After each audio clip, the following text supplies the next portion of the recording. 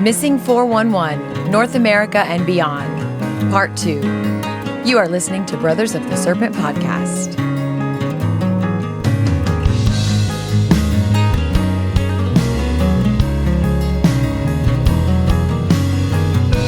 And welcome back, ladies and gentlemen, boys and girls, angels and demons and monsters and serpents. This is Brothers of the Serpent podcast, and we are coming to you not live from the 10 by 10 by 10 tangent cube of science, where we are nestled amongst the dusty bones of an ancient seabed high atop the Edwards Plateau. And clean shaven. Yes, thank you. So someone in the YouTubes gave us fantastic beard advice, which was basically we're doing it wrong. You don't know how to cut your beard. They were like, you clearly have no idea how to trim a beard. So both of us we were so ashamed, we shaved it off completely. I just can't live with myself.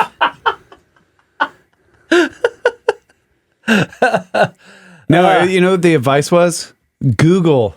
That's right. Google to properly. Neither one of us have done that, so we just shaved them off.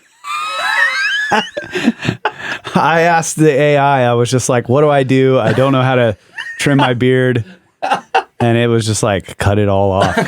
Yeah, it's unrecoverable at this point.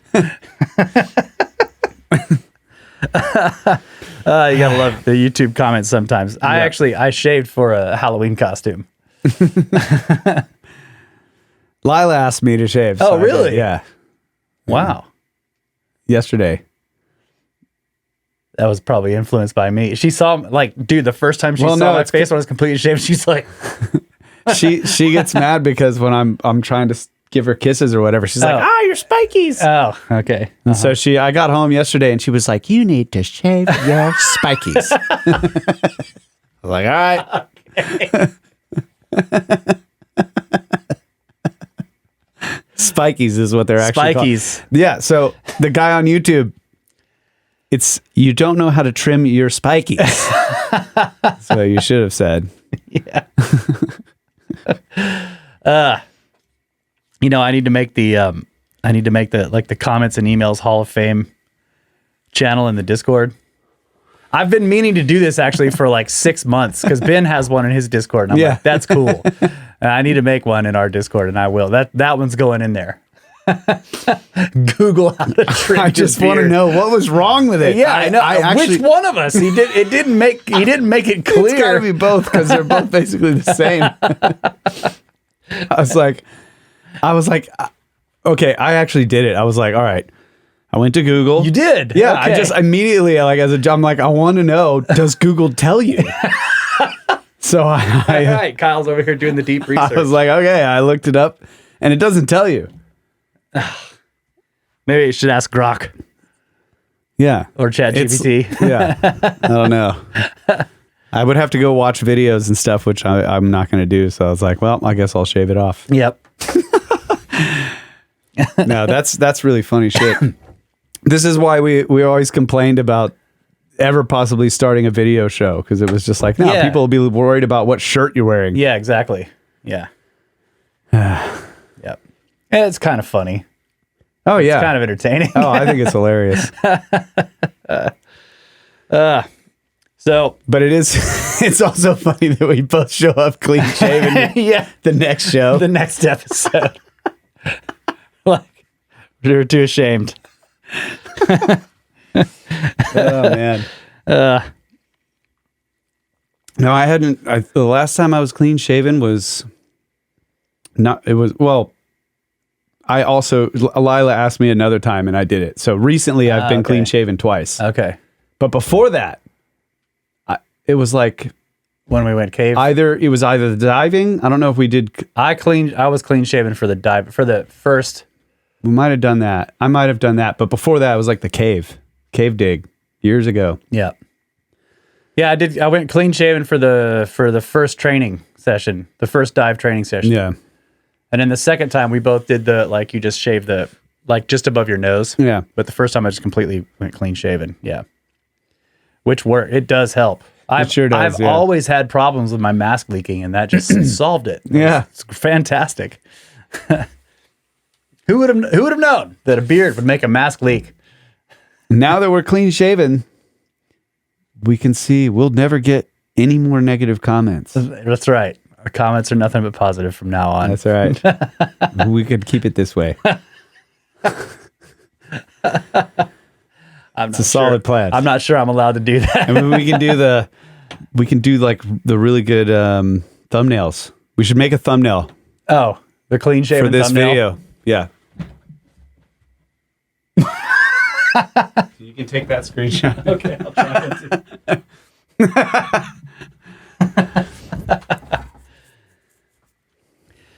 Let's see what else is going on. Well, you guys know, I'll just mention some of this stuff up at the top of the show here.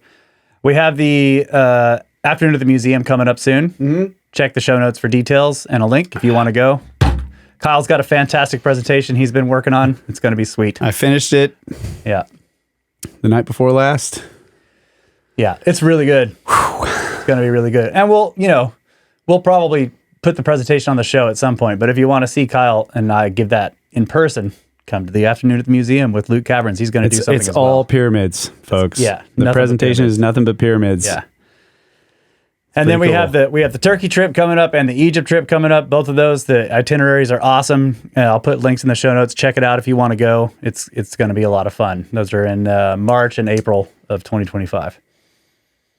Right? Yep. Yeah. I think that's it. And I think there's a Egypt conference. That's also right. There is a Kemet School Egypt conference in between. Yeah. That we're going to be presenting at as well. So that'll be fun. Yeah. So the presentation, we'll do it on the show at some point, but it's got a ton of video in it. So it'll be pretty cool doing it on the show because it's going to be a lot more than just like photos. You know what I mean? It'll be like a produced video. Yeah. And we've had a couple of meetups recently that were really good. We had one at the Vineyard that was a lot of fun. Yep. And then we had another one in London. At a pub? At a pub, yeah. A proper pub? In London that was also a lot of fun. Shout out to all the UK peeps that showed up to that. And Ash, bro, you weren't there. Maybe next time. Oh, yeah. Dang it. Yeah, we missed you on that one. But we'll do more of those. Like, I want to do some camping, and then just meetups. We'll do it at the Vineyard. Whatever. It'll be awesome. But we'll announce those when they happen. This week, more Missing 411. I've been incredibly busy moving and a whole bunch of other stuff is happening. So I haven't had a lot of time to do show prep. But I think I have about the same number of cases marked in this book that I had for the last episode we did on it. So we'll see how far we get. But again, this is Missing 411, North America and Beyond by David Paulides. I do think, we cover a lot of subjects on this show, and I feel like this one might be tied in with some of the subjects we cover. Like there might be something going on here that is related to some of the other things we talk about. It could be the UFO stuff. It could be ancient civilizations, or I have no idea, but something really strange is going on with some of these disappearances. And I'll put in the show notes a link to purchase the book if you want to get it, because if you really want to dive into this subject, you have to get the book and you have to read it for yourself. Because I don't read everything in the cases, and I'm not reading every case, obviously. So check the show notes for the link if you want to get one. And don't just look them up on Amazon. You need to follow the link and buy it from David Paulides' website. Because if you look it up on Amazon, you'll either won't find it or you'll find books being sold for hundreds of dollars, which is ridiculous. Okay. First case for this episode. Now we're going to Southern California. This is Anna Maria Woodruff. Went missing in 1953 at 6 p.m. in a place called Phelan, California. Oh yeah, another thing. I'm obviously going to mispronounce a lot of place names. I'm sorry. Age of disappearance, 3 years old. So again, I try to focus, when we do these episodes, I try to focus on the strange disappearances of very small children. often ones that are then later found alive, right? So obviously some of these cases we're going to go through are adults and they died or they vanished without a trace. But I find the ones where the children disappear and are found later still alive and are unable to say what was going on, they're just really strange, I think. Really, really strange cases. So, Anna. Okay. Phelan, California is approximately 10 miles southeast of Victorville and 1 mile east of the Angeles National Forest, located in a series of large mountains. It has a series of small to medium-sized ranches and farms. In 1953, this region was sparsely populated. The desert in the lower elevations is very flat with little vegetation. On April 17th, 1953, Anna Woodruff was staying with her grandparents at their ranch 7 miles east of Phelan. Anna's parents were on vacation in Utah, and Anna was spending special time with Grandma and Grandpa. At around 6 p.m., the grandmother looked into the yard and could not locate Anna. She got neighbors to assist in the search and soon called the sheriff. Within hours, there were several hundred people searching the area around the Woodruff Ranch for Anna. Local Air Force Base placed five airplanes and helicopters into the sky to look for Anna. The topography in the area of the search is flat, few buildings. Anna was last seen wearing overalls and a light jacket, and temperatures did get into the low 40s the night she was missing. She was not responding to calls of her name, and this was of concern to searchers. And again, remember, she's 3 years old. So the search for her went nonstop through the night, hundreds of ground searchers covering the area of the ranch and the surrounding region. On April 18th, at approximately 10 a.m., Air Force 3rd Class Airmen Richard Yaquez and Harold Frazier made a fascinating find as is explained in the April 19th, 1953 edition of the Ogden Standard. 2 airmen found the toddler, Anna Marie Woodruff, in a clearing about 6 miles from her grandparents' ranch home. The find by the airmen shocked searchers, but everyone was pleasantly surprised. She was taken to a local hospital and reported to be in fair condition. There were never any reports of her condition except to say she had suffered bruises and cuts on her body and legs. So in summary, this disappearance is in this book because of a few key points indicated in the story. She was 3 years old, found 6 miles from her grandparents' house, a distance far outside the bounds of any search manual's recommendations for looking for a toddler at that age. The other troubling aspect is the topography of the area. It was flat desert. This isn't an area with trees or shrubs. It's very flat with only a few large bushes. There are roads that crisscross the desert in this area, but in 1953, there were relatively few residences. And approximately 10 miles west of this ranch is the Angeles National Forest and an area well known by searchers, the Devil's Punch Bowl.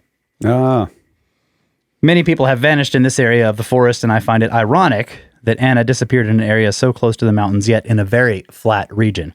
So yeah, this one is, obviously her age is interesting. The fact that it was basically, it's flat, and there's some bushes and stuff, but there's no trees, there's no rocks, it's just flat. And they couldn't find her. She was 6 miles away and found alive, 3 days, 6 miles. I mean, I think you could go, a 3-year-old might be able to go 6 miles in a couple of days, right? Just wandering. But it's strange. You got planes, you got dogs, you got people. It's just interesting. Yeah, 3-year-old going without food for 3 days is pretty impressive. Yeah. And then it seems like she must have been in the area, and it's not like it's woods. Yeah, it's weird they didn't find her. They're shouting her name. Yeah. In places like that, often like you can hear things for a long way away because it's flat and there's nothing in the way. The trees unless aren't it's blocking. windy. That's true. Yeah. If it's windy, that's true. But it's wild. Okay. Next one, Kenneth Dale Edwards. Kenneth. Missing, I need my calendar thing out here so I can, let's see, what is this? January, what February, year March, was that? April. I'm That was sorry. 1953. Okay.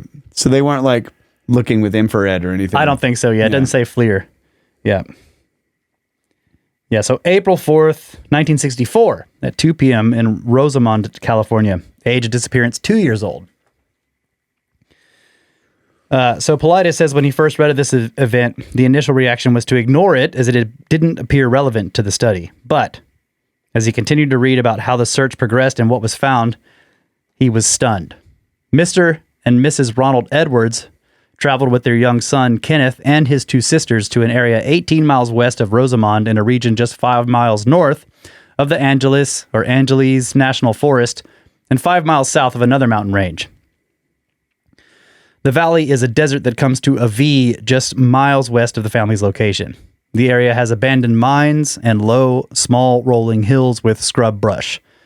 It gets extremely hot during the summer, but in April it can be very cold. Just after lunch, the family was taking a hike. The Edwardses were near the only water source for dozens of miles in any direction, the Los Angeles Aqueduct near the West Antelope Station. Somehow, and it is unexplained in articles, Kenneth disappears. Some articles stated that 2-year-old Kenneth was chasing a rabbit, but didn't explain why Mr. or Mrs. Edwards couldn't keep up with a 2-year-old child. After Kenneth wandered off around 2 p.m., the family searched for the boy and eventually left to call for assistance. Just think of that. You're hiking with your family and the kid disappears. You spend hours looking and then you're like, we have to go to get help and come back. Like these days you would call, right? But can you imagine having to like leave the forest area where your kid went missing to drive somewhere? Yeah. It's crazy. Yeah. So the Kern County Sheriff immediately called for additional assistance from the National Guard, other deputies from surrounding jurisdictions, Highway Patrol, and volunteers. In total, over 600 searchers were in the desert looking for the boy. Several teams of bloodhounds responded and couldn't find the boy's scent.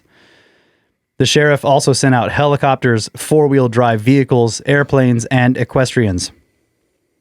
Newspapers stated that this was the largest search in the history of Kern County. The sheriff stated they were combing a 2-mile radius, which was later expanded to 5 miles. The thought that 600 professional searchers were combing a relatively flat environment without large trees and not finding the boy didn't sound realistic. But there was one lead that developed on Monday. Searchers found Kenneth's jacket and hooded sweatshirt that he was wearing. The clothing was found approximately 1 mile from the campsite. Indian trackers were brought to this location and attempted to track the boy in the loose dirt, wind, and dry environment, but the Native Americans were not successful. So Kenneth disappeared at 2 p.m. on a Sunday. At 8:50 a.m. on Tuesday, his body was found. An April 8th, 1964 article had the following article describing what searchers found. Sheriff officers stated that Kenneth Edwards, son of Mr. and Mrs. Ronald Edwards, must have wandered around for 7 miles after he disappeared chasing a rabbit on Sunday afternoon. Yesterday, they found his jacket and sweatshirt about 2 miles east of the campsite, but the cliff the boy climbed at the end of his trek is 2 miles west of the campsite. So yes, you read that correctly. His clothing is found on one side of the valley in conjunction to the campsite, but his body is found in the opposite direction up a cliff. So he was found lying on a ridge at the top of a cliff. Coroner stated that he died of exposure within 14 hours after he disappeared. An April 8th, 1964 article explained the scenario where the body was found. It was discovered on the side of a brush-studded slope about 1,000 yards from where the sheriff's department had relocated its base camp during the search operations. Later in the same article was this: the boy was found lying face down in a nap-like sprawl near the top of a sand and rock-covered slope. So yeah, there's a bunch of different little things in here, and Paulides goes through some of it here in the summary. So if we are to believe the coroner and search experts, 2-year-old Kenneth Edwards disappeared from the parents' presence, chasing a rabbit, got away so quickly that his parents lost him at 2:30 p.m. He then walked 7 miles, removed his coat and sweatshirt during the 20-degree desert night. He placed his clothing on one side of his parents' campsite and then circled to the other side. He then climbed a cliff and died 1,000 yards from the sheriff's substation. 600 searchers, planes, National Guardsmen, and a huge group of professional searchers couldn't find the boy until Tuesday morning. The search headquarters would have looked like a movie set with lights, searchers, and equipment. he could not have missed the location during his circular walk. So if he's up on a hillside overlooking where the search encampment was, it would have been full of people, bright. He's like 1,000 yards away from it. But how old? 2? What? So he was 2 years old. Yeah. So yeah, that. Yeah, so he may not have known to go there. Yeah. 2-year-old. 2-year-old wouldn't go towards light at night in the dark. I mean, who knows what they'll do, I have right? no idea. Yeah. May not go anywhere in the dark. Yeah. But then you have to say that he went to one side, dropped off his stuff, and then went all the way to the other side. Yeah, that's crazy. And then in 6 hours. Like there's no crying. Like no one can hear any crying or anything. And for 14 hours. Yeah. Like while he's dying of exposure, he's not crying. It's weird. Yeah. I don't know. So readers who remember the chapter in Missing 411 Western United States will find this area of California familiar, as there have been other disappearances within 20 miles of where Kenneth vanished.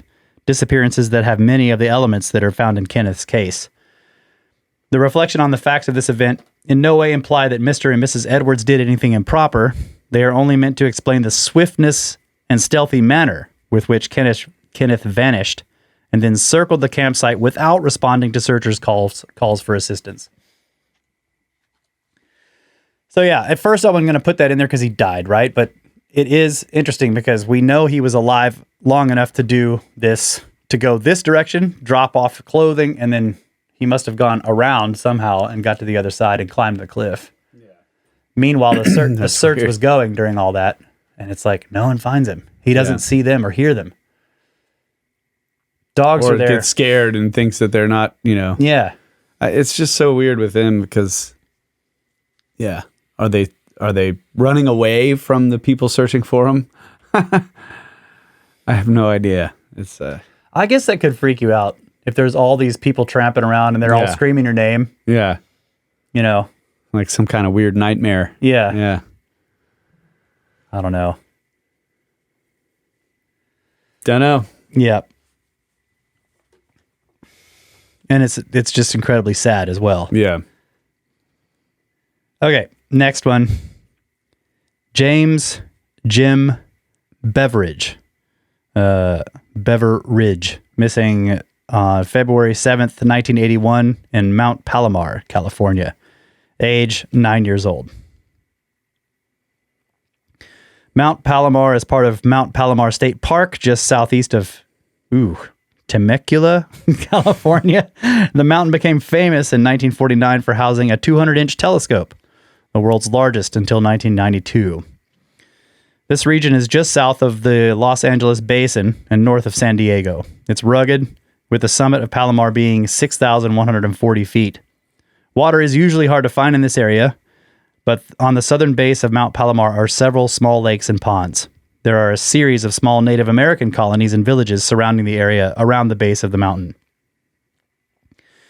On February 7th in 1981, Jim Beveridge, age 9, was hiking a trail on the side of Mount Palomar with his brothers Rob, age 17, and Jeff, age 7. Jim was at the back of the group and somehow disappeared. The brothers looked for Jim and couldn't find him, so they went back to the car and notified their parents that Jim had vanished, and it was at this point that the Beveridges called for assistance. This is another nightmare. I've been an older brother. God. I can't imagine like hiking with your younger brother and one of them just disappears without a train. And you're just like, oh my God. Yeah. Where did he go? Come back here, you little shit. Yeah. Okay. The weather at the time of Jim's disappearance was cool, but not horrible. He was last seen wearing a down coat, tennis shoes, and long pants.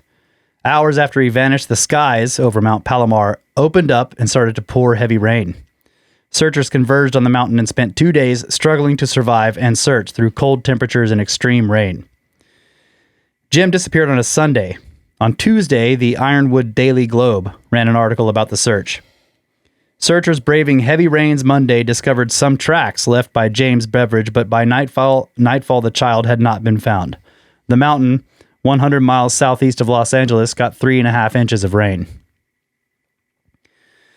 The closest town to Mount Palomar is Temecula, and according to weathercurrents.com, the average annual rainfall for this city is 13.79 inches, meaning that in just 24 hours, Mount Palomar got 25% of its annual rainfall. Quite a horrible coincidence. On Tuesday, searchers found Jim's down coat and one of his tennis shoes in an area that was higher than where he was last seen and near the summit, 3 miles from the family's car. The search group for Jim included United States Forest Service officers, sheriff's deputies, canines, equestrians, and helicopters, all covering the area of the mountain. It was only after 2 days of torrential rains that aircraft were even allowed near the mountain. On Wednesday, an individual that was not part of the official search made a grim discovery, as is described in a February 12, 1981 article. A hiker who was not part of the official search team found Jim Beveridge's body Wednesday afternoon on a steep hillside, described as being almost straight up and down, that was covered with thick brush. The boy was only clad in a t-shirt, pants, and socks, and apparently died of exposure. 200 professional searchers, aircraft, and their support crews could not find Jim. A hiker not officially part of the search team found him. Yeah, why do you take your shoes off? And the coat. Yeah. It basically starts pouring right after he's gone. And it's cold, and the searchers are struggling, and he's like, removes his coat and his shoes. Yeah. And then he's found basically, they're saying face down, but it was almost a vertical slope. Yeah. This is the other thing, and I think maybe later Paulides mentions this, but the face down thing is interesting. Especially if you're dying of exposure. Yeah. Yeah. If you're walking and you're exhausted and you trip and fall for the last time and you land on your face, unless it knocks you out, you're going to roll over onto your back, right, or onto your side or something. Yeah. I mean, you're not just going to be like, poof, and just lay there face down in the dirt. I guess if you're cold, it's better on your belly, like with your arms tucked to your sides, like keeping your core more warm than being on your back. Yeah. And then it's like, I've noticed that camping, like if it's really cold, you want to lay face down. Lay on your face. Yeah. But that's probably true. Yeah, that's a good point. You want to lay face down in the muck. Okay, so that's a strange place, like on a slope that's like steep to lay down there like that. I don't know. That doesn't make sense. And I would say this other thing, that there's a kind of a, and I think we'll see this through this part of the book, is like there's this interesting thing where there's all these people searching, and the person who finds them is not part of the professional search.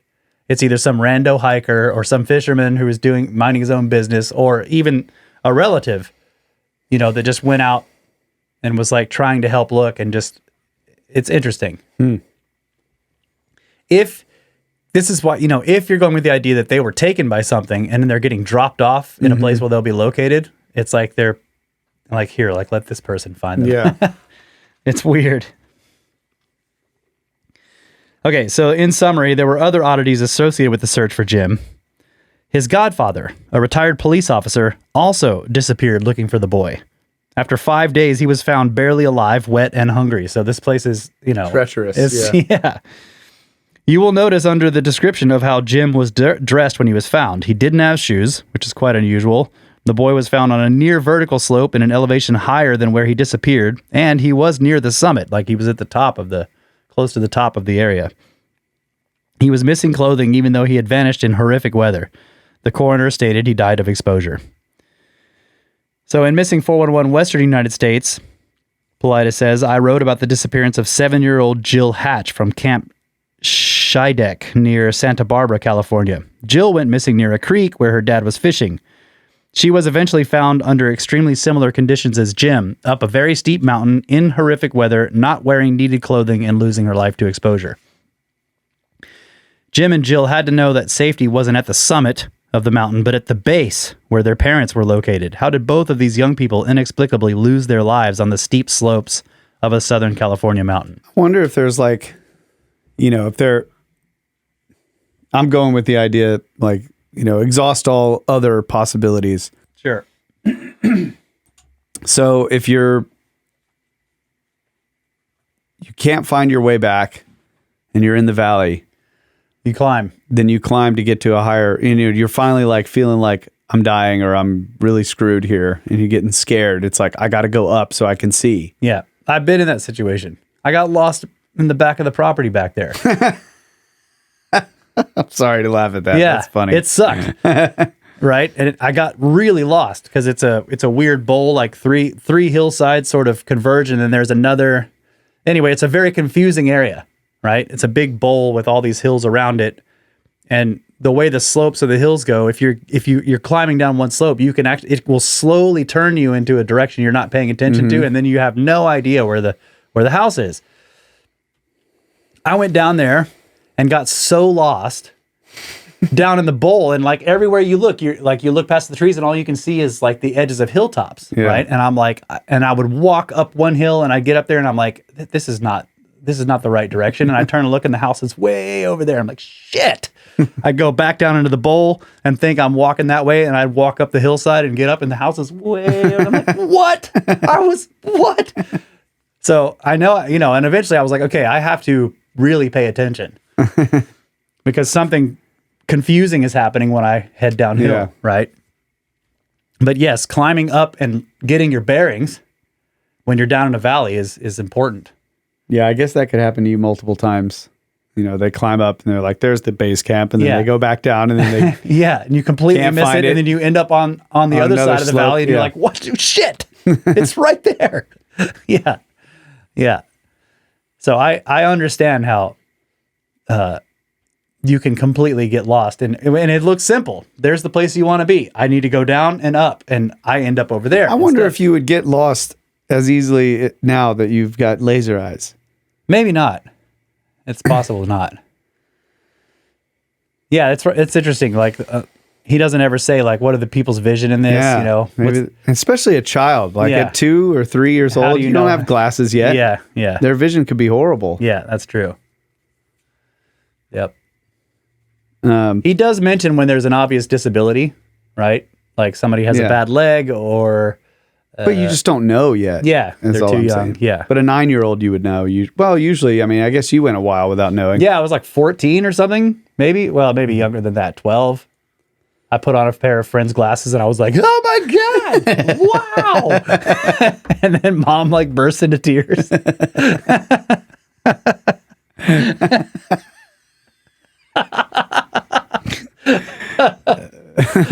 Yeah.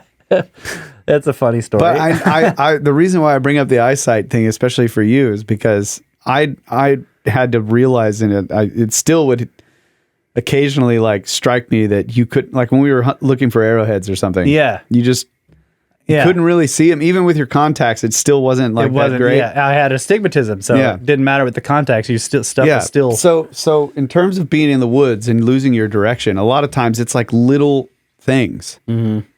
You notice like one rock off in the distance, like a boulder. Yeah. Or like a knot in a tree or some you like little landmarks. tiny thing. And then you're going back through and you're like, oh, I saw that already. Yeah.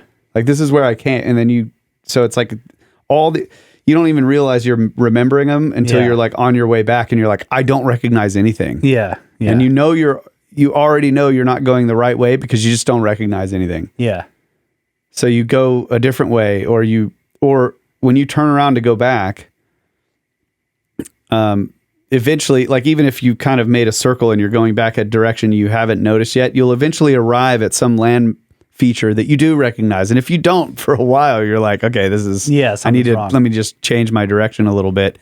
Yeah. So I wonder if that has. It could. I really feel like this place where I got like, dude, think of all the properties, remote areas that you and I have trekked around and just bushwhacking. Yeah. I never got lost. But this property back here, there's something weird with the topography there that kept making me end up in the wrong direction. There was one place where we were working, I don't remember where, and and I went off exploring. And when I was coming back, I was walking on a ridgeline, but it was heavily wooded. But it's flat, and there was like a steep drop off with boulders and everything. And I thought, well, I'm coming back along that ridgeline, and like eventually I realized like this is not. I've been going for too long, and it's not. This isn't the same ridgeline. Yeah. But everything looked like so similar, but it was not enough. Yeah. You know, there was nothing that I actually recognized. It was just like a similar topography. It took me a while, and I eventually got back to the machine, and I was just like, damn, dude, I really got turned around there. Yeah. I mean, there's been a few times where I'm like, I would realize I don't recognize where I am, and maybe I'm not really sure which way is back, right? But nothing like this. Yeah. Like I struggled with that for hours and going down and up and like, how did, you know, and it happened multiple times. I'd go down and come up and I'm in the wrong place. And I'm like, there's the house. Go down and come up in the wrong place again. Like really in the wrong place. Not just, you know, because the house is on its own ridge. Yeah. A big long hilltop. And I would completely miss that hill. I'd aim at it going down and I would end up over there or over here, right? I don't know how that was happening, but it happened several times. And then by the time I'm getting back, I still missed it by a large margin and had to walk along the ridge line that the house is on. And then I eventually hit the power line. Yeah. I came from that direction. I was way out there, you know, so it was weird, and so, yeah, it could be vision or I wasn't paying enough attention or I don't know. I know I was tired by the end and I was really annoyed. You know, you look up there and you're like so frustrated. You're just like, what the fuck is going on? I just want to lay down and sleep. This is too hard. You read too much 411 for that. I guess so. Yeah, I was like, I got to keep going. All right, let's take a break. All right.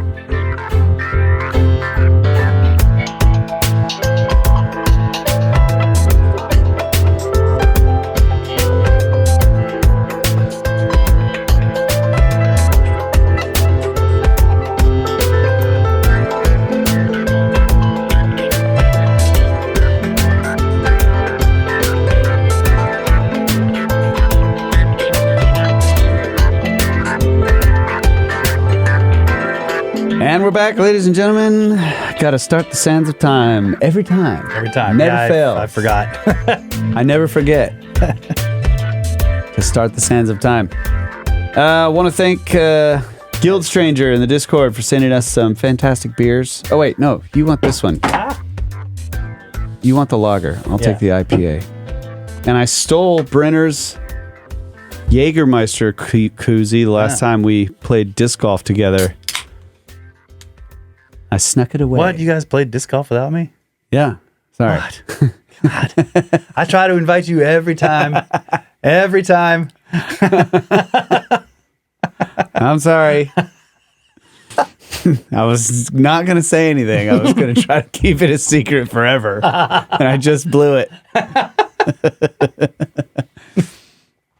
But look, you just admitted to 2 crimes. This man is a criminal, ladies and gentlemen. 3 crimes. 3 crimes. Number 1, I played disc golf without you. Number 2, I tried to hide it. That's right. Number 3, I stole Brenner's koozie. This koozie has a pocket, and I haven't figured out what the pocket's for. It's too small for a pack of smokes, but I'd hold my vape. Yeah, I was going to say. Yes. You can slam it, take a vape hit. That's it right there, dude. Hold on. All right. Wow, now I'm jealous. Let's see, we got to put it in the top. Oh, no, I'll spill my beer all over myself if I... There we go. There you go. Fantastic. Thanks, Guild Stranger, for the beers. Perfect. I guess you don't need the pocket. This is dumb. What is this pocket for? But no, this is what? This is letting cold air. Oh yeah, that's true. I know what this pocket's for. What is it? It's for Red Bull. You got a Jägermeister koozie. You gotta have some Red Bull in there. It looks like it would hold business cards or something. I know. Mini Meister goes here. Oh, okay. I guess there's a small. Huh. I should have read it. I guess it's the instructions. Whatever. Sorry, Brenner. I stole your koozie. All right. Back to Missing 411 North America and Beyond by David Paulides. Next case is going to be Clarence Murphy Jr. This is an old one. Missing, let's see. I need my calendar again. Let's see. January, February, March, April, May, June, July. Yeah, July 14th, 1941. I can never look at the number and get I'm bad at it too. Yeah. But it's so close to your birthday. You should know. It's 7. I should have just gone backwards from 8. You're right. You can use those tricks. So July 14th, 1941. In the morning, Camp Sacramento, California. Age 4 years. The disappearance of Clarence Murphy Jr. ranks in the top 20 of the most unusual cases I have ever investigated, says Paulides. The incident occurred in an area I know well, as it's along Highway 50, a highway I've traveled hundreds of times. Clarence Murphy Jr. was the older son of Mr. and Mrs. Clarence Murphy of Sacramento. The Murphys made the 86-mile drive east along Highway 50, one of 2 major California highways that cut through the Central Sierras. The Murphys were headed for Camp Sacramento, a recreational area owned and managed by the City of Sacramento's Park and Recreation Department, which features cabins, dining halls, play areas, hiking trails, campfire pits, and volleyball courts. The camp was established in 1920 and sits idyllically along the southern banks of the South Fork of the American River. The camp is just east of Twin Bridges, which is just east of Strawberry. The camp sits just south of the Desolation Wilderness area. That's a great name. And a region with miles and miles of exposed granite and hundreds of small lakes and creeks at an elevation of 6,100 feet. Wow. So the Murphys arrived at the camp on Sunday, July 13th. On Monday morning, Clarence and his mother, Carrie, went to the playground and Clarence was playing in the sand. Carrie had to do the family's laundry, so she gave Clarence directions. Stay in the sand, and she'd be back in a few minutes. She arrived back at the sand pit and couldn't find Clarence, so Mrs. Murphy immediately asked for camp assistance, and within a short period of time, the entire counseling staff was looking for the 4-year-old. After an intensive hour-long search, the El Dorado County Sheriff was called to assist. By mid-afternoon on July 14th, the El Dorado Sheriff had summoned further assistance from the California Highway Patrol and the United States Forest Service. And it wasn't long before a massive call-up for assistance was made, and then the clouds opened up and a major storm hit the Camp Sacramento area. Rain poured for several hours in the Echo Summit, Strawberry, and Twin Bridges areas. The water in the surrounding creeks and rivers rose, and the temperature was dropping. Searchers continued nonstop for 3 days without finding a clue of Clarence's whereabouts. There were reports that a woman saw a young boy standing on Highway 50, but this was never confirmed. Bloodhounds tracked Clarence's scent to the banks of the American River and to an adjacent roadway, but neither led to anything. There was a small pond on the camp's property that was searched no less than 5 times, but nothing was found. The concern for Clarence was clearly expressed in a July 17th article in the Oakland Tribune. Elmer Congun, Sacramento Recreation Superintendent, expressed belief the child is still alive and had been picked up by motorists or had been kidnapped. His theory was supported by the boy's father and by Deputy Sheriff Bodie Martin of El Dorado County. Searchers had no leads and were basing their beliefs on hope. Also on July 17th, searchers stated that they had combed the rugged county for miles around the camp. This last statement by searchers is interesting in that they were looking in all areas. The region behind the camp to the south is very rugged and gets remote quickly. There are no roads behind the camp for many miles, just open and wild forest. So the search continued formally for 2 weeks. And informally for 2 more weeks. The disappearance was the first major incident in the 21-year history of this camp. There were no leads in the disappearance of Clarence Murphy Jr. for 13 months. Jeez. On September 22nd, 1942, a deer hunter, Clarence Larson, had just killed his first deer of the season and was riding on his horse carrying his buck when he saw a small white shoe on the ground. Larson knew of the Murphy disappearance. He dismounted, picked up the shoe, and contacted the El Dorado County Sheriff. On Thursday, September 24th, a team of sheriff's deputies, Clarence's father, and the California Highway Patrol set off on foot into the rugged area behind the camp. Larson led the group into an area 2 miles south and 2,000 feet up in elevation. He took them to an area he felt the shoe was found, where the group spread out and started to search. The team eventually found a location away from the shoe where they located small, scattered bone fragments and very small remnants of clothing. It was the remains of Clarence Murphy.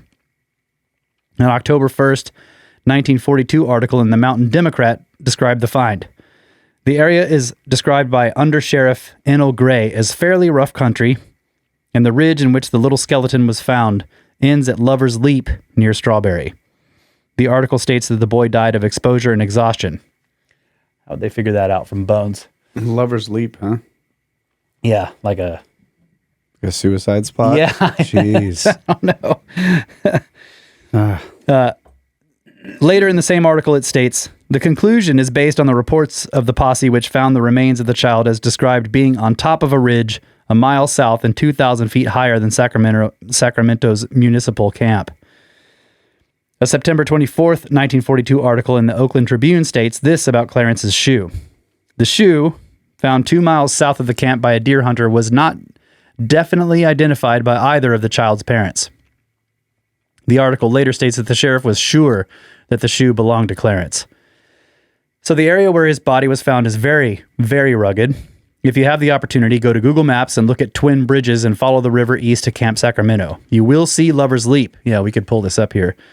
A giant piece of granite that Paulides says reminds him of something you'd see in Yosemite. It is huge. Going south from the leap, you will see a ridgeline that summits at 8,100 feet. The east side of the ridge is nearly vertical unless you travel further south, thus making the walk for Clarence many more miles, an unbelievable feat for the 4-year-old. I have been in this area, says Paulides, and it is rough, with many miles of exposed granite, making for treacherous hiking with dangerous drop-offs. Mr. Larson was smart to bring a horse, as that would be the only way that I'd make the climb quickly in that elevation. What do I search for? Look up twin bridges in California. Yeah, so this is Lover's Leap. There's the campground, Lover's Leap campground. I didn't see the other campground he was talking about. It may not be there anymore. Sacramento yeah, there it is. See it, Camp Sacramento on the river to the right and down. Oh yeah. So Camp Sacramento, you go east along the river. There's Lover's Leap, this thing, and then there's this mountain and a ridge line south of it. So apparently the boy's body was found on the southern side of this ridge. And Paulides is just making the point that he would have to go. He says you would have to travel. The side of the ridge is nearly vertical unless you travel further south, making the walk for Clarence many more miles. So he'd have to come down here to get up here. Yeah. Unless look at this. Damn. Yeah, he could be talking about something down there. I don't know. He says it peaks here. out at 8,100 feet, so maybe it is that. What's the top of that mountain say right there? Here's 8,000 right here. Yeah, so he must have been out there somewhere. This one's down at 540. Yeah. What's that one? 668. Disappears. Yeah, that's got to be 68. So 8,000 is right here. But what's interesting is you can see how rugged this area is, except for the area where the river is. Look at the steep sides. So he was up here on this 8,000. Let's see. Golly, this place is crazy, dude. Look at this.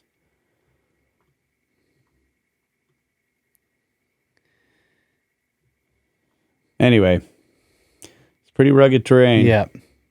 For sure.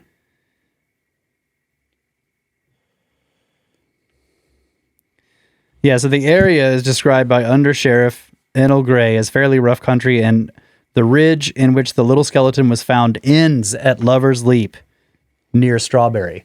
So he must have been on this ridge because it ends with this Oh, okay. right? Yeah.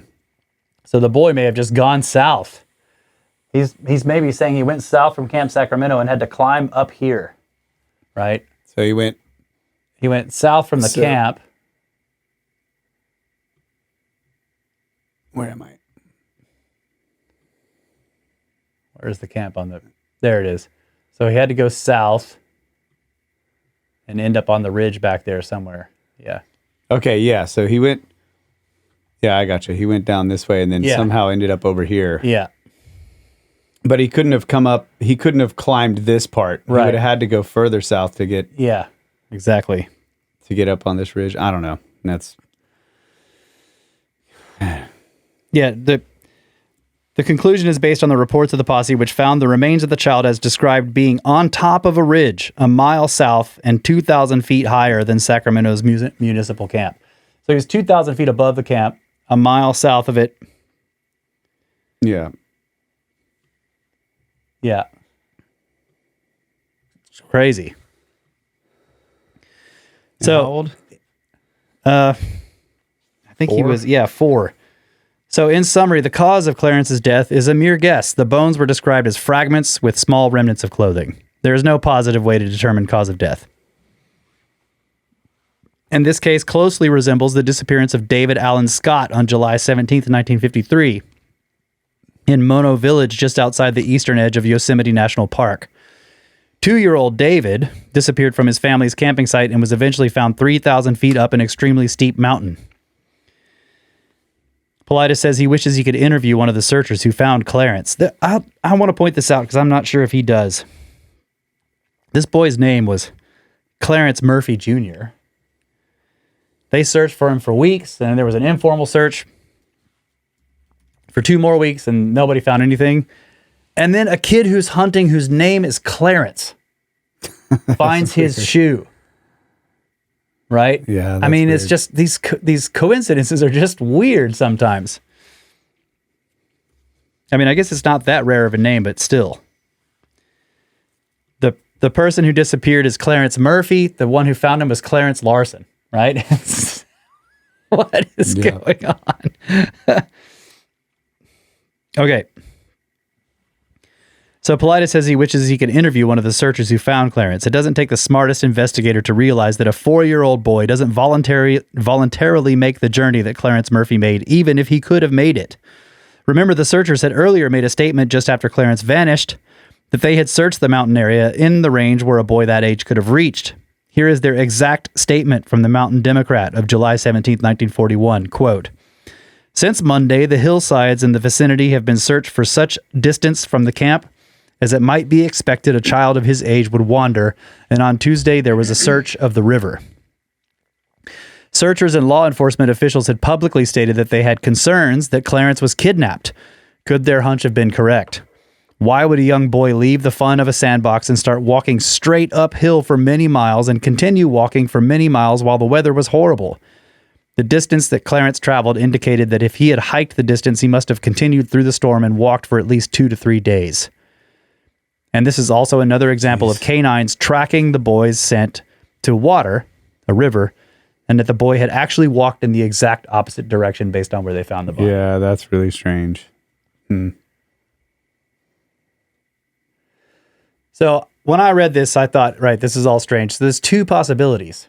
Remember that the parents weren't they were like, I don't know if that's his shoe. That's weird. Like, if your son has shoes and it's like he's been missing and then they find a shoe, you're like, he wasn't wearing that, right? Yeah, but how many years was it? Yeah, it was 13 months or something. I ain't wearing. I'm not remembering what shoes soles. What about Laura? She probably would. Yeah. But man, she bought it for him, right? You know, I don't know. I'm just saying. And so they weren't. His grandmother bought his shoes. Like, but listen, this is what I thought. I'm like, they found fragments of bones, 1 shoe, and some scraps of clothing. The parents weren't totally sure about the shoe. Now that could be 2 things. They don't remember, or they don't want him to be dead, right? So they're just like, I don't know if that's his shoe, but the sheriff is like, this is his shoe. How does he know? He never saw the kid, right? But he's like, this is the shoe. Those are his bones. Yeah. He wants it to be over. Yeah, case closed. Yeah. So the possibility is what they found was some other missing little boy. Yeah. Right? Which is strange enough. A missing little boy that was never reported and never searched for, at least not in that area. That's probably why the sheriff was like, it's him. Yeah, it's got to be him. Yeah. Yeah. And so the possibility that those weren't his remains and he did go towards the river and the road and was kidnapped, right? That's one possibility. The other possibility is those were his remains. And then why did the dogs track him in the wrong direction? Yeah, if like a straight shot to where he was found he would have had to hike constantly. How did he get all the way to the river first and then go and then come back? Yeah. Yeah. The river's the wrong way. Yeah. And the dogs tracked him to the river and the road. Yeah. Now, again, this is one of those deals where we don't know how infallible dogs are, and like maybe they got the wrong scent, or maybe they tracked him to the road because that's where he came from. You know. Yeah. Still, yeah, or somebody picks him up on the road and then they end years later they just dump the body. Yeah. Well, it was 13 months or something like that, right? Oh, I thought okay. Yeah. 13 months. Yeah. Yeah. That's the other thing. This tiny little bone fragments. I mean, I guess the forest, scavengers and animals would basically take you apart in 13 months. Yeah. Like they do that to dead animals in the forest. There's Right. nothing left but scattered bones. But it's not fragments. You find the skull, you find the large bones. Yeah. Fragments. Depends on what kind of animals, I guess. That's true. Yeah. What kind of animals? If there's are a eating? bunch of pigs and hogs out there, Yeah. they're going to tear it up. Yeah. But I mean, there's plenty of places we've gone hiking and you find the bones of a large animal that has been dead for who knows how long, but there's the skull or part of it. And there's a massive femur, parts of the. I mean, I've also been to places where I've found like one or two bones of a very large animal, and that's it. Yeah, that's true. That's weird. Yeah. You find like a vertebrae, yeah, and then like a femur. And the vertebrae is this big, and you're like, wow. yeah, and where's then you the find rest a of it? femur, and that's yeah, it. Yeah, You're like what? That's right. Yep.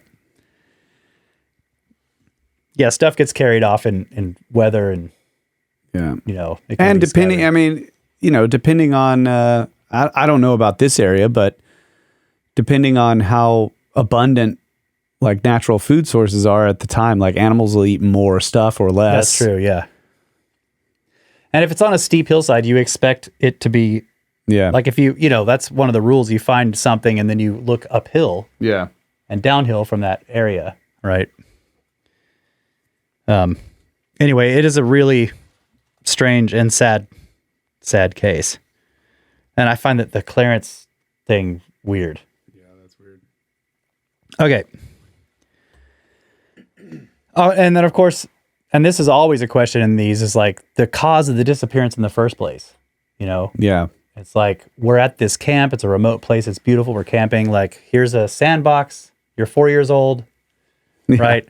Play here. I'm going to do it. Why did you decide to climb the cliff? Yeah. What? Why? Because it's there. Yeah. But so obviously one of the possibilities is that that's not what happened. I do, I do think about the Fae and all these encounters and the whole, the sort of charm or the glamour that they can put on people, and they just coax the children. Yeah. It's the Pied Piper sort of effect. I just find it difficult with the kids because, I mean, you got to tell them the same thing a million times before they actually get it. And it's like, why did I even bother telling them until they were like 9? You know what I mean? I've been telling you this for 7 years. I've never heard you tell me that. For 7 years, I've told you this. Yeah. I do that to Soul all the time. For 7 years, I tell you to chew with your mouth closed.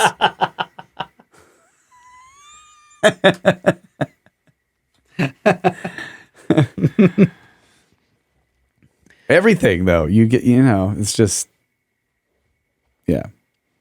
Yeah, I understand. So that's why, it's like, yeah, I understand. You tell them, just stay in the sandbox. And then they're not actually going to do that. Yeah. Or they might just choose not to. And they just forgot that you told them to stay there. How did we survive? I have no idea. Okay. I feel like the world's changed. That's true. I'm like, maybe it hasn't that much. But well, in a tribal situation, you have lots of adults in the camp and like the kids just run and play, right? yeah. But we were like out in the woods all the time. Oh, yeah, yeah. Just gone. Yeah. For hours. I'm going back 10,000 years. I'm like, how did we survive? And you're like, yeah, when we were kids. Yeah. Yeah. That's what I mean. It's still a single family setting, but mom is like, get out of the house and don't come back till it gets dark. Yeah. And then we go out in the woods. We were gone. We hike for miles. Yeah. Yeah. Can you imagine? I can't even imagine like just telling Soul to just go hike in the woods and don't come back. Please get out and don't come back until it's dark. Yeah. But you might do that to him when he's 12. Yeah. Like, get out of here. Yeah. Take your sister. Take your hatchet. Yeah. Take your sister and don't and come your back. bow and arrow. And, yeah. and your grappling skills. And yeah. All right. One more. I think the timer was not stopped when we paused it. So one more. We got Roger Shadinger, I think. Missing. Let's see. What is that? March, April, May 27th, 1951. From Truckee, California. Age 9. Truckee is approximately 9 miles northeast of Lake Tahoe and is famous for being the town adjacent to where the Donner Party spent its horrific winter from 1847 to 1848. This town has an elevation of 5,817 feet, but as you move west and out of the city, the elevation quickly rises. In 2010, the population of Truckee was 19,151, with many more people in the surrounding mountains. The area is a year-round outdoor sports mecca. Snow skiing is very popular in winter, with Squaw Valley and alpine meadows in close proximity, while the summer offers excellent trout fishing in the surrounding creeks, and people can float the Truckee River on tubes. Nice. On May 27th, 1951, Mr. and Mrs. Harry Shadinger and their son Roger traveled to Truckee from their residence just outside San Diego for a holiday of fishing and enjoying the Sierras. At approximately noon, Harry and Roger were fishing the small and easily accessible Adler Creek, just on the northwestern edge of Truckee.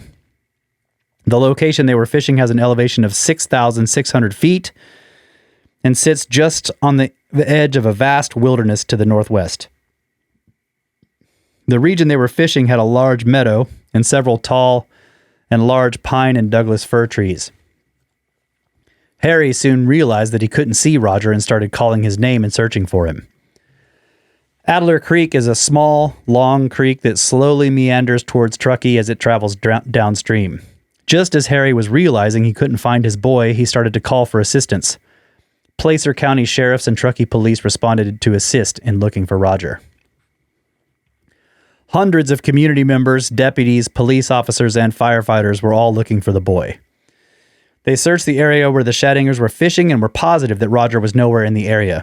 Continued yells and screams for the boy didn't produce any results.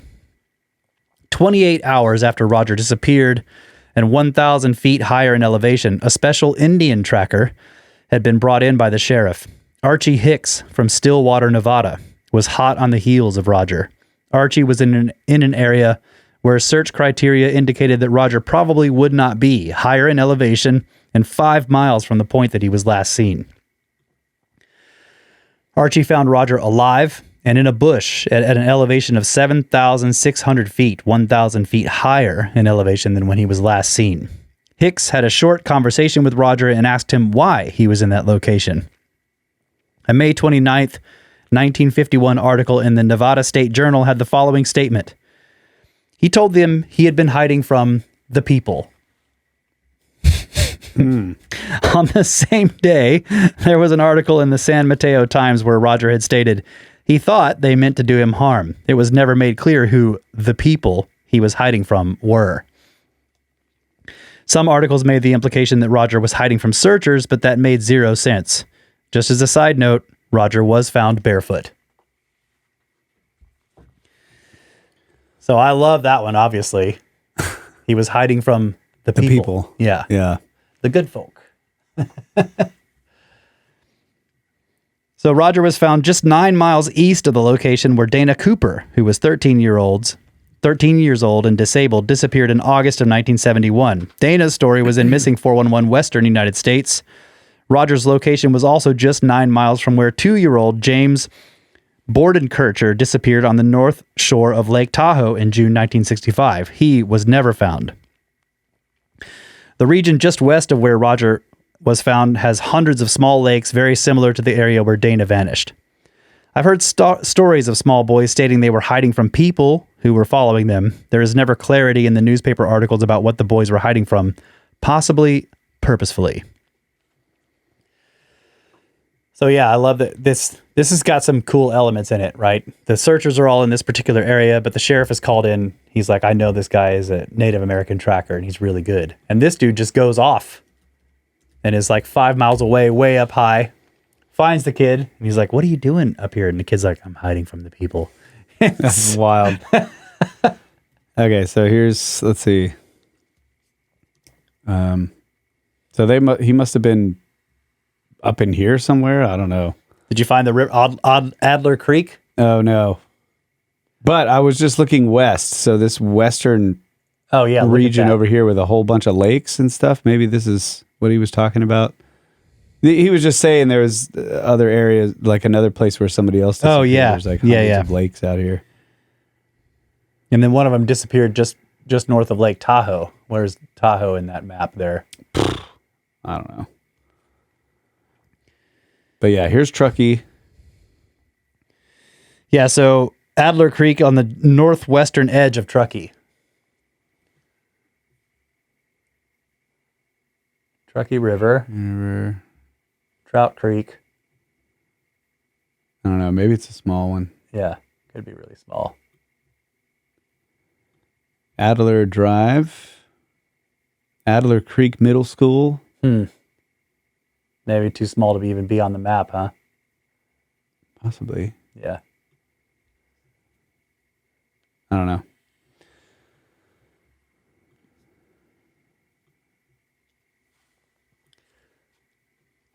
Interesting. Yeah. All right. Take a break? Yeah. Take a break. Hiding from the people. Don't like it?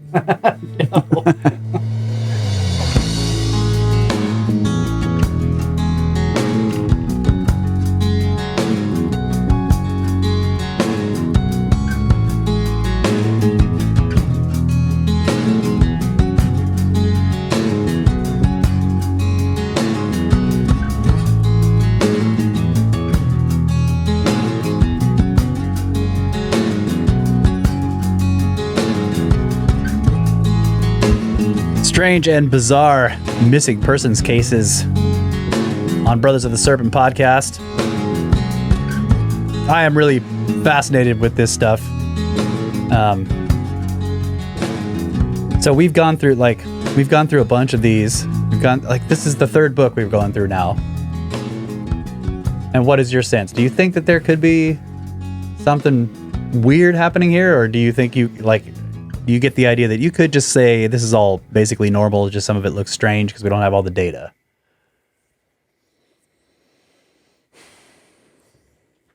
I'm open to the possibility that they're not all normal. Yeah, that's what I think too. I mean, but I don't necessarily need this data set for that assumption. You know what I'm saying? Like, I'm open to that possibility just because I believe that there might be strange stuff out there. Yeah. Generally. Yeah. Like, even without these books, you would be like, I believe that people can go missing in very strange, not normal circumstances that can't be like, it's not because they got lost or because there was a storm. Like they were taken by something that wasn't human. Yeah. Like, I think that's possible. Yeah. But when I actually am going to look at individual cases, I can't help but just try to how can this be normal? Yeah, I agree. Yeah. Like it's kind of the same with pyramids. Like I have this, I'm open to the possibility that there could be something like far more ancient involved in like how they got constructed. But when I'm like looking at them and trying to, I try to like exhaust all possibilities of how they could be normal. Yeah. I don't know. I think it's a good method, but it also, it's really tough with these and with pyramids because you don't have a full data set. Like you just don't have all the information you need. Yeah. To really make a call. Yeah, and every case is like that. Exactly. Right? It's like you're like, okay, that seems really weird. But it's not definitive. Like the ones where there's like a very young child, like 2 or 3 years old, that's like 17 miles away in freaking 12 hours or whatever, some of those crazy numbers, you're just like, wow. Yeah. I have no idea how that could happen. Yeah. You know, over a mountaintop and all, just nutty stuff like that. That seems outrageous. And then like where they're found where everybody was. Yeah. So it seems like there's some shenanigans going on there. Yeah. So yeah, I think he definitely put together a good compilation of weird stuff. And then like we were talking about this last time, but the stuff that like Spriggs. Yeah. Thomas Spriggs found the patterns in the these like and the dates and he kind of pointed that out in the last case. He was like, this is near this other spot and this other spot, and then like Spriggs was putting together like timelines, and geographic zones and how they sort of change. Yeah, they're all connected to each other across wilderness areas. Yeah, and then like it stops. Yeah, after a certain amount of time, and then another one appears in a different place. You're like, whoa, dude. Yeah, it's weird. Yeah, that is very strange. Right. So yeah, I mean, but on a case by case basis, it's hard.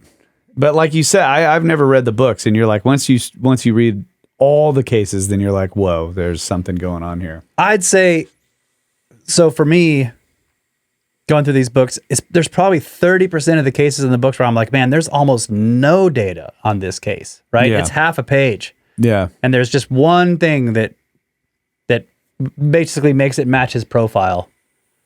But there's so little information. Yeah. That you're just like, okay, I see why it matches the profile. But this one may be, like if there was more data, you could just throw this one out. Yeah. But it's in there because it matches the profile, right? Yeah, and I guess as an investigator, you have to include it. You got to include them. Yeah. Yeah.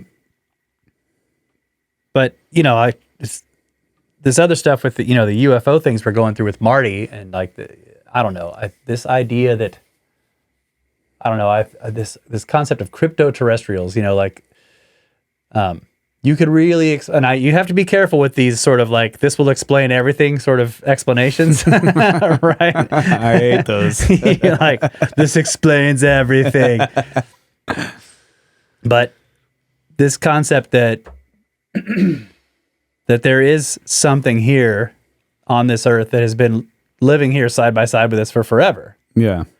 And that interacts with us as little as possible, but when it does, it's apex predator compared to us, right? It will show up and take people if it wants to. And we don't know what for. Sometimes it who knows what the purpose is. It could just be just the fact that you saw it. And it's like, nope. Like this secrecy cannot be breached, right? Yeah. And so you have to go. Yeah. But who knows? Like there are some hints. I mentioned it in the last episode we did with Marty that Elizondo was kind of hinting towards this. He was saying like, well, we know it was a long time. It wasn't until very recently we found out that there was this whole microbial world that had been living here with us this whole time, and they're actually, in terms of biomass, they're the dominant life form. Yeah. Kind of a good point. Yeah. And I'm hearing him say that, and I'm thinking he's implying that it's here and it has been, and it just sort of is it exists in a way that we don't notice it most of the time. But it has effects on it, just like the microbes. They affect us. Yeah. But it wasn't until very recently that we actually discovered they existed, Yeah. But if it's affecting somebody else, put some posy in your pocket. yeah, yes. Previous to us discovering the world of microbes, people who got sick were thought to be infected by a demon. There was a mythical explanation, and there are all these mythical explanations for people going missing, people getting lost time, people disappearing and reappearing in some other area, all this kind of stuff. There's like entire, legendary situations set up around this very concept. That in deep forests and like really rugged places, strange things happen to people that aren't obviously the normal, like, well, he went out there and got lost. And that's just, it's encompassed. What's the situation with people who eat a plant or something and they all meet like a female entity? Yeah. An intelligence that has no physical form. Yeah. What it tells you that it exists in the plant. Yeah. What is the deal with that? That is so strange. That's bizarre. Yeah. Yeah. The 6-dimensional Mesoamerican demons. That's crazy. And they're dangerous, right? Like even that is this, like you're basically talking about like an ayahuasca or something. Yeah. You don't just go down there and do that. I mean, people do. Yeah. And they get their brains scrambled. There's like prep work to do and all this kind of stuff. It gets ritualistic, and then you're like, I don't know, what is there? Like people have developed these methods for dealing with these situations, and you see that again in the Fae lore. Like if you think you have a changeling, then you need to like boil some eggshells or so. Like there's these weird little rituals that you do. You carry a piece of cold iron and some fire. You got to stand naked by the full moon in a barrel of eel's like eyes. On the crossroads. Yeah, exactly. And what's funny is one of my favorite lines from Harry Potter. What was it? It was how to cure something or whatever, and it's like, oh yeah, you have to stand naked by the full moon in a barrel of eel's eyes. Oh yeah. It's like what? What? Yeah. But what's funny is there are all these like medieval remedies for stuff like that, but sometimes you look at them and you're like, oh, there was actually something was being done by some of those things, and it's like, okay, so I can see how people thought that this whole ritual needed to be done, but it was really this one thing they were doing that was actually helping them, So in all the instructions for the ritual, there's one thing that actually works. Yeah. They just didn't have any way of know which one it was. Yeah. Yeah. You needed the scientific method. Right. Yeah. Because if you're dying, you don't want to try just a piece of the ritual. You have to do the whole thing. And it works for some reason. Yeah. But yeah, I do think that's why these cases fascinate me, because I think some of them might be a window into like unseen forces, basically, on this planet. Okay. Andrew Therson. This is California Sequoia National Park, which Paulides says is a new cluster. It's just south of Yosemite, but in the same Sierra Nevada mountain range. Contains some of the highest mountains in the western United States. Age of disappearance, 5 years old. Missing August 17th, 1953. On August 17th, 1953, Mr. and Mrs. Thomas Therson from Norwalk, California, took their 3 boys, Talmadge, age 9, Roger, age 7, and Andrew, age 5, and their daughter, Moody, age 2, on a 3-day camping trip to Sequoia National Park. One of the family's first stops was at one of the oldest living things in the world, the General Sherman giant sequoia, which is 2,000 years old. So they're basically right next to that tree. You can just look up the General Sherman.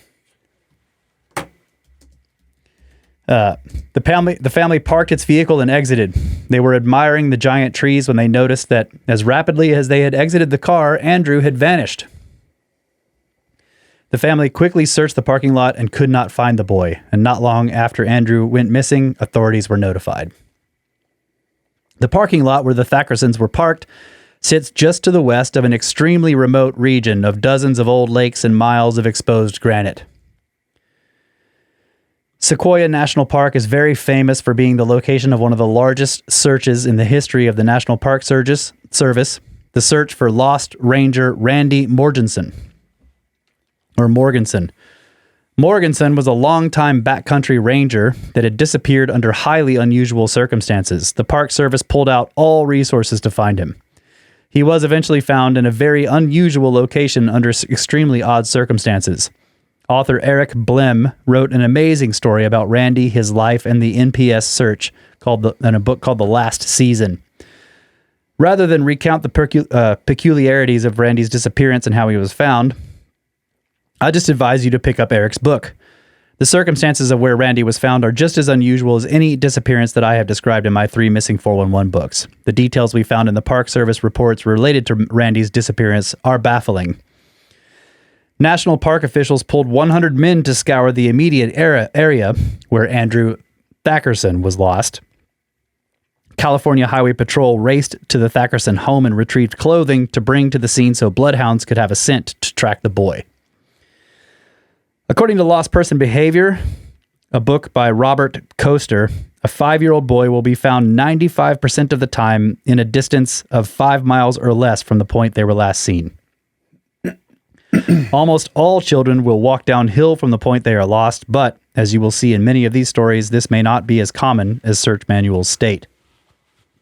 So on the map, I see no lakes to the west. I mean, like, so I've got, this is 2,000 feet. Let's see. So here's a mile. I mean, there's like miles of stuff, miles and miles over here with no lakes. But if you go northwest, there's some lakes. So I don't know. I'm not sure what he's talking about and how far away it is. I don't see thousands of lakes up here. Maybe they're tiny. Where was that pools or something? It was right after he just said, just like after he talked about the parking area. And then he was like, just west of this area is a vast wilderness. And then he was like, there's thousands of lakes. But I'm just pointing that out. I'm not saying that there aren't. I just don't see thousands of lakes on the map here. Yeah. The parking lot where they parked sits just to the west of an extremely remote region of dozens of old lakes and miles of exposed granite. Sorry. Dozens of old lakes. Okay. I don't see any lakes other than like quite a bit up north. Okay. And then there's lakes up here. It is northwest. But anyway. Okay. Yeah, just to the west is not clear what that means. Yeah. Northwest could be. So, let's see. Almost 24 hours after Andrew disappeared, 3 teams of bloodhounds were scattered throughout the region, all supplied with Andrew's scent. Ranger Carl Kronberg was alone and 6 miles from the parking lot when he came across a horrible scene. Andrew was lying face down and motionless on a mountain trail far from all the other searchers. Carl picked the boy up and did get some reaction. An August 19th, 1953 article in the Long Beach Press Telegram had the following statement about the discovery of Andrew. The boy was found about 6 miles from where he had disappeared. Rangers said that he had apparently walked some 12 to 18 miles through the woods. Oh, because of the elevation changes? Yeah, he was 6 miles away as the crow flies. These are very rugged mountains, not hills and meadows. They are mountains. I don't think most adults could travel 12 to 18 miles in a 24-hour period. Yet here we are led to believe that a 5-year-old boy who has never been in this location can. I do not believe I could hike 18 miles in those mountains in 24 hours. Andrew Thakerson was transported to the hospital and found to be in satisfactory condition. He was later released. I could not find any articles or reports that had a statement from Andrew. So here's the tree. This is roughly maybe 6 miles. There's 5 miles. So yeah, he's out in the middle of so to nowhere. get there, he would have had to really Oh, yeah, up and down. Yeah. Yeah, and you couldn't do a straight line. There's just no way. I mean, Yeah. And this is another part, like, in terms of profile points for looking at these cases, is the disappearance within speaking distance of family members. yeah. They're all looking at the tree. They're like, wow, this is really cool. Wait, where's Andrew? And then 24 hours later, he's found 6 miles away, having traveled 12, maybe 18 miles, depending on what route he took to get there. Yeah. If only there was like a giant landmark that he could have looked for. You're talking about the tree? Biggest tree in the world. Sorry. Yes. Unfortunately, it's surrounded by a lot of very large trees. I know. So maybe he couldn't see to the general for sure for the forest. You go around one other tree and you can't see anything behind it. Yeah. I know. I'm just being. No, it's fine. I mean, you have to laugh at some stuff, but it's just. And he was found alive. Yeah, which is why I made a joke. Yeah. I wouldn't have. If he was dead, I would not have made that joke. But look, again, he's found face down. Okay. This is, so this might be another profile point. Like it doesn't say, let's see. Okay, yeah. Found lying face down and motionless on a mountain trail. Yeah, there's the tree. It's kind of hard to see it. He's like, which way do I go? I'm not sure where I was. I'm sorry. I'd love to see this tree. Yeah, he's like, I'm looking for the giant tree, but there's too many really big trees in the way, so I need to climb a mountain to see that big tree. Yeah, it's just weird that you would. It's just strange in general that you would just like everybody's making noise. Like, yeah, I don't know. How do you just vanish? Anyway. And I wonder, what did it look like in the 50s, right? A lot of these places are much more built up now. For sure, yeah. I've done this, like taken a couple of some of these. Look at that. Yeah. You take a road trip and you're driving some state highway in the middle of nowhere, and you see a brown sign go by, and it tells you that there's some interesting geological feature, and you're like, well, let's brown sign. Yeah, brown sign. Get the Brad voice going.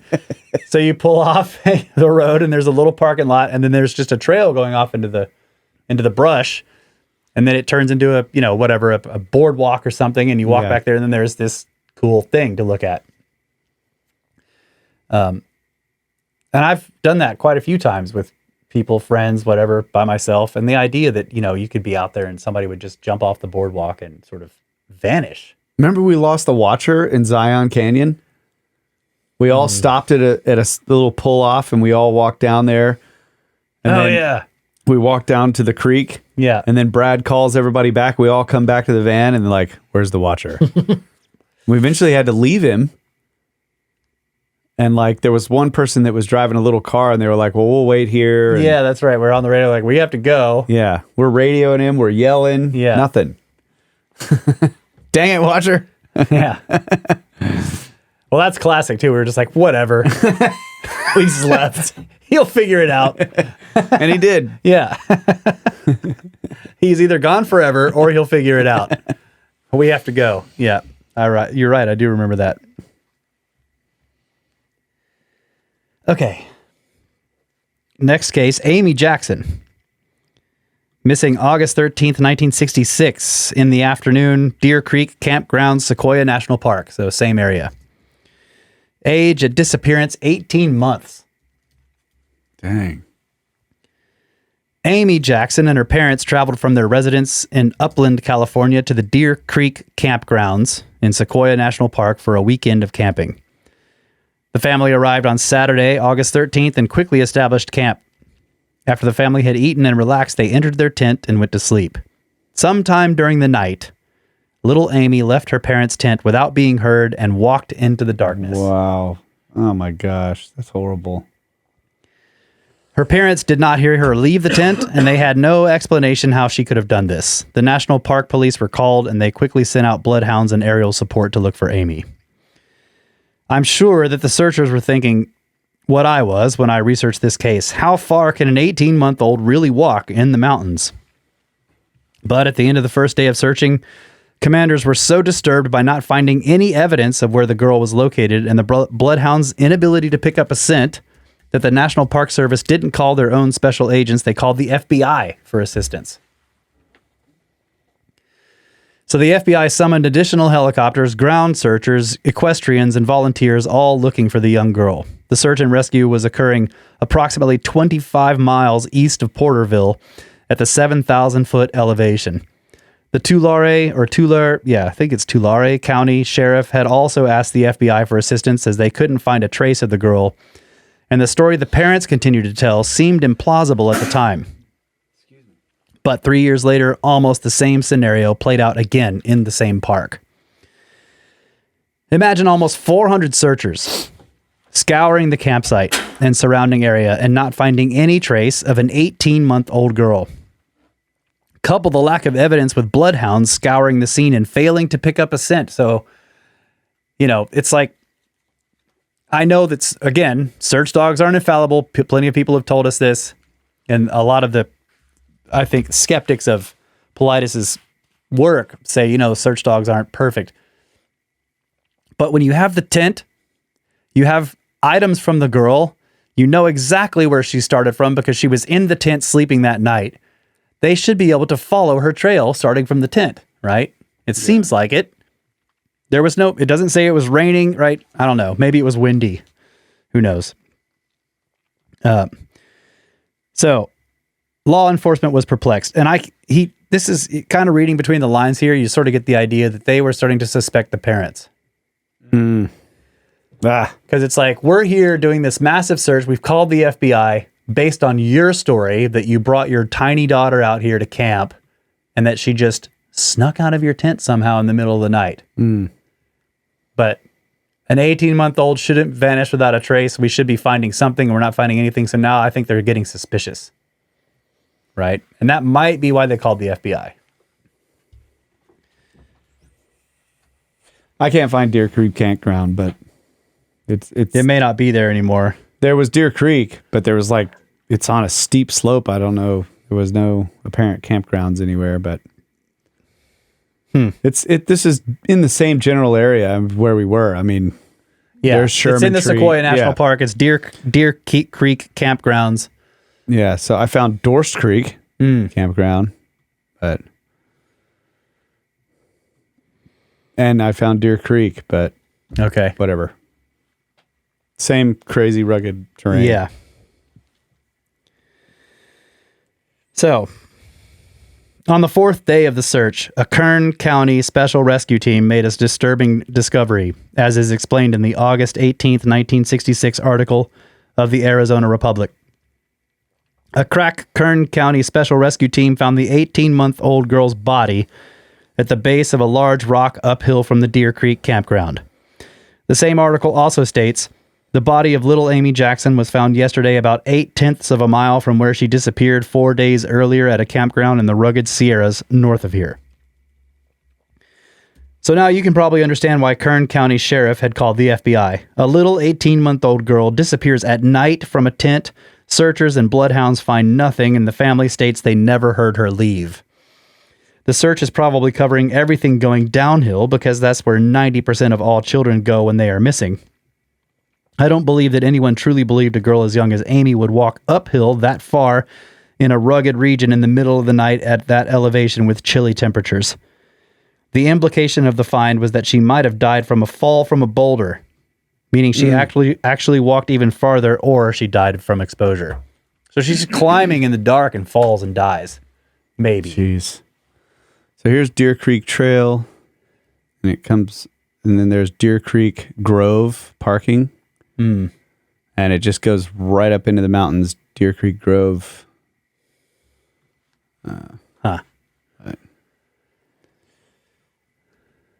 Well, good searching. Yeah. I'm no young Jamie.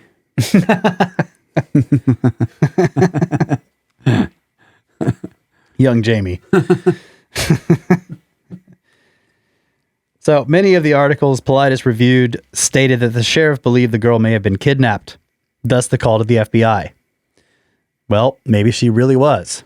Several articles stated that a 3-mile radius around the camp had been searched prior to the finding of the body, and nothing suspicious was found, a typical result on many of these cases. It would be useless to file a Freedom of Information Act request with the FBI regarding this case, since they never release any information on an open case. I believe this incident is highly suspicious, especially coupled with the other cases cited in this chapter. In the past Missing 411 books, Paulides has repeatedly stated that he believed the FBI has a very large file cabinet with cases that feature unusual circumstances and unusual findings, as in this case. He says he has related many stories of where the FBI responds and states they are just monitoring the case. Many times they claim there is no evidence of abduction, yet local law enforcement believes a kidnapping has happened. The FBI agents are masters at documentation and then sending those files for classification. Files regarding the unusual disappearances of missing children do exist. Remember what we were talking about last time about how they have never responded to his FOIA. They tell him it's an open case. And I thought that that was a really good discussion last time. This concept that, because this puzzled me, like how can a 50-year-old missing child be an open case? But we were discussing like maybe it's not that case, but it's all of them. Yeah, like it's an open case on where they're like something is happening and it's really weird, and we still haven't completely solved it yet. Like they also have a file where they're all connected. Yeah, yeah. So the open case spans 50 more than 50 years. Yeah. God, that's creepy. Hell no. No, no, no. Hell to the no. Yeah, exactly. Yeah. It's terrifying. Yeah, it is. All right. It's a little early, but let's go ahead and take a break. Okay. We'll be right back. We'll be right back, folks.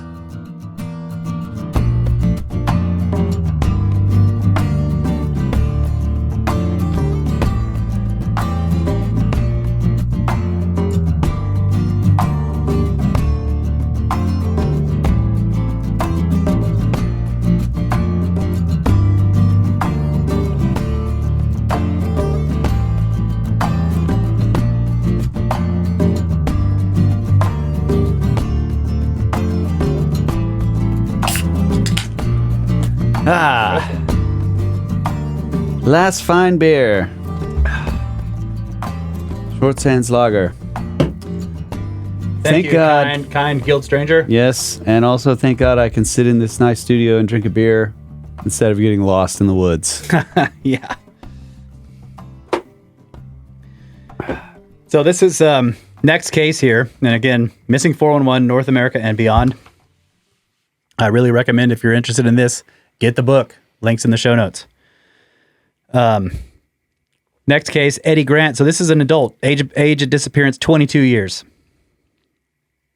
And this is in Idaho. He went missing, let's see, November? No. October 5th, 1949. 30 miles east of Grangeville, Idaho. So Paulides says he's written about this area of Idaho and Missing 411 western United States. There are other hunters and hikers that have disappeared in the Nez Perce National Forest under highly unusual circumstances. The exact location of this incident is 30 miles east of Grangeville near the Montana border. So we've probably been through here. Wait, I just went west. Let's see, 30 miles east. No, wait. Nez Perce National Forest. Nezperce.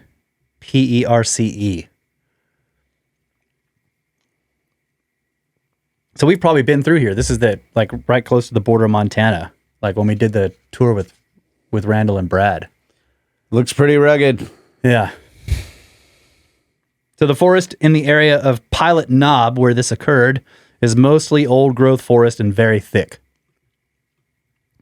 On October 5th, 1949, in the afternoon hours, Eddie Grant was in a mountainside hunting camp when he told his friends William McMahon and Bill Young that he was going out to hunt on his own. When Eddie didn't return that night, an extensive search was initiated. Almost from the start of the search, the Idaho National Guard participated in the event in a huge way. There were also military personnel from Lewiston that responded and committed to the search. The military flew multiple aerial reconnaissance missions of the area, and bloodhounds responded and covered the ground in an effort to find a scent. It was reported by multiple news sources that the canines never did find a scent. An October 17, 1949 article in the Lewiston Morning Tribune had the following details about the feeling of the search authorities. Meanwhile, Glenn Eilor, Grangeville, Idaho County coroner, suggested that Grant may have met with foul play. He said an investigation of that possibility was in progress. Eilor declared the region where Grant was last seen, near Baldy Mountain, about 30 miles east of here, is country a man could easily walk out of. A statement like this from a public authority is sobering. This means it is generally felt that something unusual happened to Eddie. Did you find Pilot Knob? Yeah, I just showed it. Okay. So Baldy Mountain's just a little bit north of that. Okay. Pilot Knob's down here. Pilot Knob. On the 39th day of searching for Eddie Grant, his friends made a stunning find. A November 16th, 1949 article in the Spokesman Review had this: "The 39-day search for Eddie Grant is over. The trio of searchers, Marvin and Milton Grant and Earl P., found the body of the 22-year-old Gifford Hunter, where he had apparently tripped over a tree limb, fell to the ground too exhausted to rise again to his feet, and died of exposure. His rifle, chaps, hat, hunting knife, and scabbard were gone, presumably left somewhere along his aimless trail.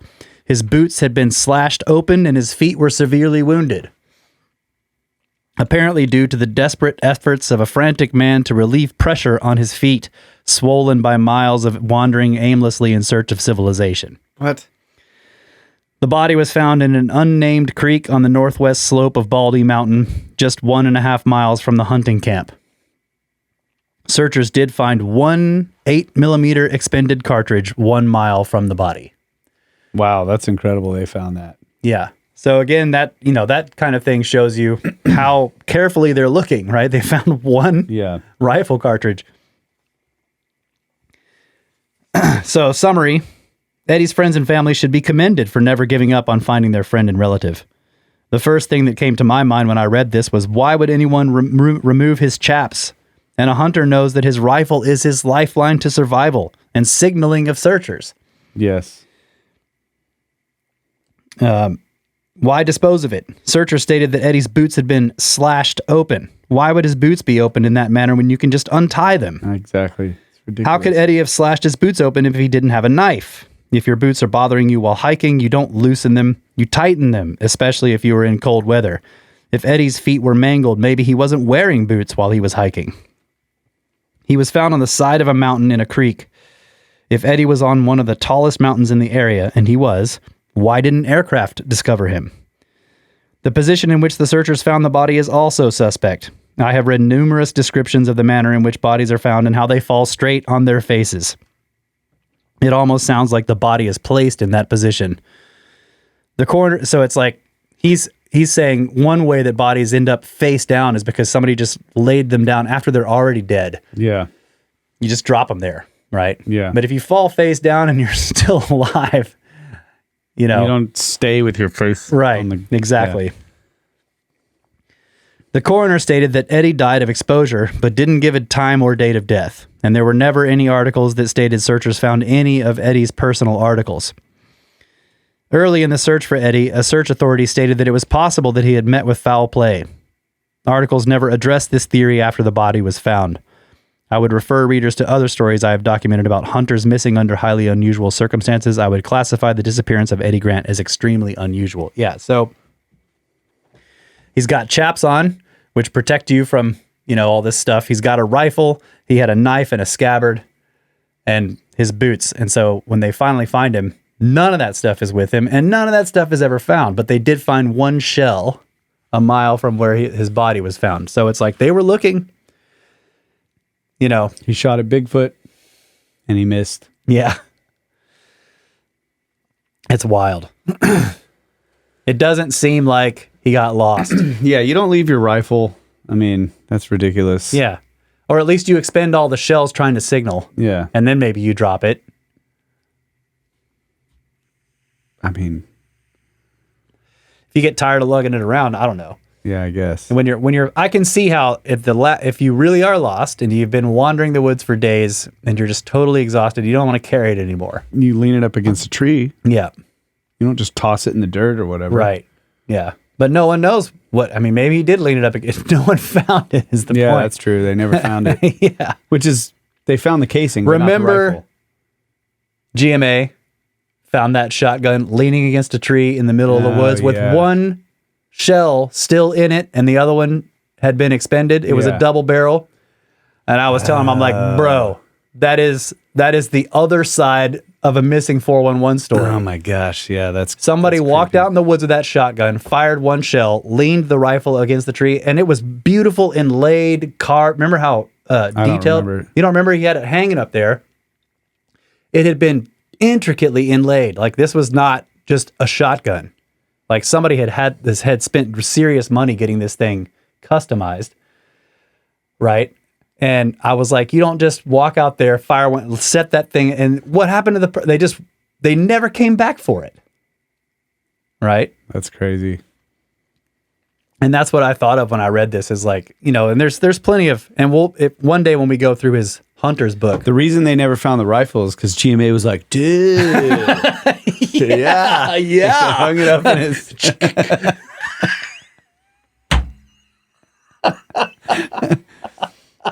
No, but I mean, yeah, it's, I don't know. The fact that they found a casing and not a rifle that's really strange. Yeah. Like And where's the rest of his ammo? I want, these are questions I would love to ask the searchers, like, or the people that, he's like, I'm going hunting. But you don't slash your boots open. I Yeah. mean, that's ridiculous. Yeah. That's the most ridiculous. And they're just like, oh, claim. well, his feet were swollen, so he slashed his boots. Like, no. You're lost. You need those boots. Yeah. They're your lifeline. You don't Yeah. slash them open. Yeah. It's crazy. Yeah, So that's something a really strange weird story. happened to him. Yeah.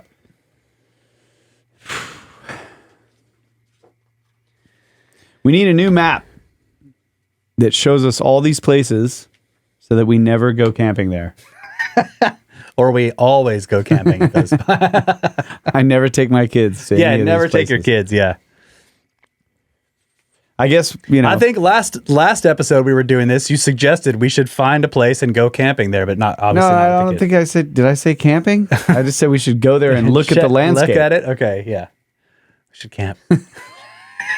I know I did suggest the opposite, but I'm thinking more like it'd be nice to have a list, just a quick reference list. So it's Yeah. like, hey, let's go camping in this place. And you're just like, Nope. yep, I don't want to go there. Let's not all go there with our kids. Yeah. We'll go to a different place. Yeah. That would be helpful. Yeah. This is the other thing. I was going to bring this up on the previous, with the 18-month-old, maybe not the previous, there was a couple cases back, the 18-month-old girl that disappeared out of the tent in the middle of the night. Yeah. It was in the 50s. I wonder if, maybe tents back then were just tied. Yeah. Because like now they're, it's a zipper. Yeah. So is an 18-month-old going to be able to reach up there and grab the zipper and Or wherever you put it, you can put it down is it at the bottom? Yeah. And unzip it without anybody waking up. But if it's tied, you could probably just slide through. Yeah. Yeah, that's true. Cloth tents. Yeah. They weren't that noisy, Yeah. sort of.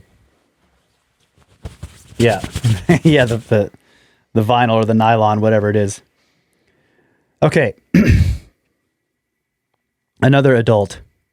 Same age, actually, 22 years old. Lamar Mueller. Mueller. Missing November 21st, 1953, 18 miles southwest of Wallace, Idaho. So Lamar and his wife moved to Kellogg, Idaho from Spencer, North Dakota in November of 1952. Lamar enjoyed the outdoors and specifically enjoyed deer hunting. He lived just 8 miles from Wallace, and it was just 18 miles south of Wallace that he found a location to hunt. On November 21st, 1953, Lamar left his wife to spend the day hunting in the Slate Creek area south of Wallace. He didn't return. Oh, hold on a second. In the Slate Creek area south of Kellogg, I think is what he's saying. No, it is Wallace. Okay. So he didn't return on November 21st, and his wife called law enforcement on November 22nd. Just as searchers started to search for Lamar, the snow started to fall hard and continued for several days until 20 inches of snow were on the ground. Okay, so I see what the problem is here. He was hunting in Slate Creek south of Wallace, and in the next sentence he says Wallace didn't return, so I think that's the typo. Lamar didn't return on November 21st. Okay, sorry about that. So the snow started to fall hard. Snow started to fall hard and continued for several days until 20 inches of snow were on the ground. Sheriffs, deputies, and Forest Service personnel all contributed in the effort to locate Lamar.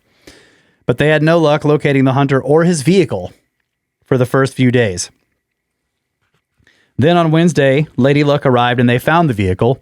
60 search and rescue personnel now converged on the area around the vehicle to look for Lamar. On the same day they found the car, they found Lamar's body protruding from the snow 1 mile from his vehicle. He had the backboard to carry a deer on his back, but no deer. Beside his car, they found one half of a deer carcass. But when they backtracked to where Lamar was located in the scene of the kill, they couldn't find the other half of the carcass or his rifle. What? A November 26, 1958 article in the Twin Falls Time-News had the following information about Lamar's body. Coroner H.O. Mowry said that Pep Mueller apparently became exhausted while hunting, collapsed, and died. So think about this statement clearly. Lamar wasn't hunting. He was transporting the carcass to the vehicle when something happened. Another article stated that the coroner met the body at the funeral home and pronounced on site that he died of a heart attack. There was no autopsy. Lamar Pep Mueller's death has too many unanswered questions to be closed in a 3-paragraph article. What happened to Lamar hasn't fully been explained. There are very few 22-year-old men that die from heart attacks. This is quite rare. So what happened in the field that made Lamar so shaken that he died? What happened to the other half of the deer that Lamar killed? Where was his rifle? Hunters routinely carry their rifle while carrying the carcass because on your return trip you could walk into a major predator trying to steal your kill. We can only imagine what Lamar saw or ran into on that return trip that gave him a heart attack and took his firearm. There were no notations in any articles indicating that Lamar had been in a struggle, but something took his rifle and his deer. Half his deer. Yeah. I was thinking that he had, cut it in half? Would you do that? I mean, you quarter them. I mean, I know people will quarter them. Yeah. So maybe they found two quarters there. Yeah. Maybe. Because it just says they found half the deer near his car. So maybe he had gotten those pieces there and he was going back for the other one, or he was coming back with it. That could be. Yeah. But something took the other half and his gun, right? So that's that's the weird part. You could think, well, there was maybe he died from a heart attack and some scavenger animals took the other parts of the deer that were out in the forest still, but they're not going to take his gun. So now it gets strange, right? So again, this is what I'm saying. A lot of times when I'm going through this, I feel like some of it could be hunting, but some of it might be chance encounters. The incidents of people with cameras, and they're just they just pull their car over there. There's a case where a woman pulled her car off the side of the highway. She gets out, gets her camera out, and ostensibly starts to take photographs and just disappears.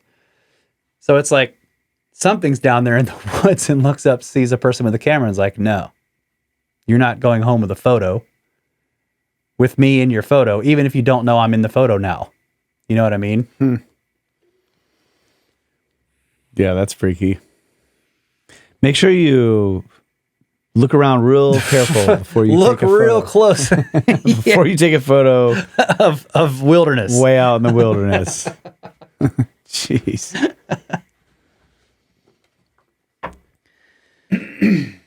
Okay.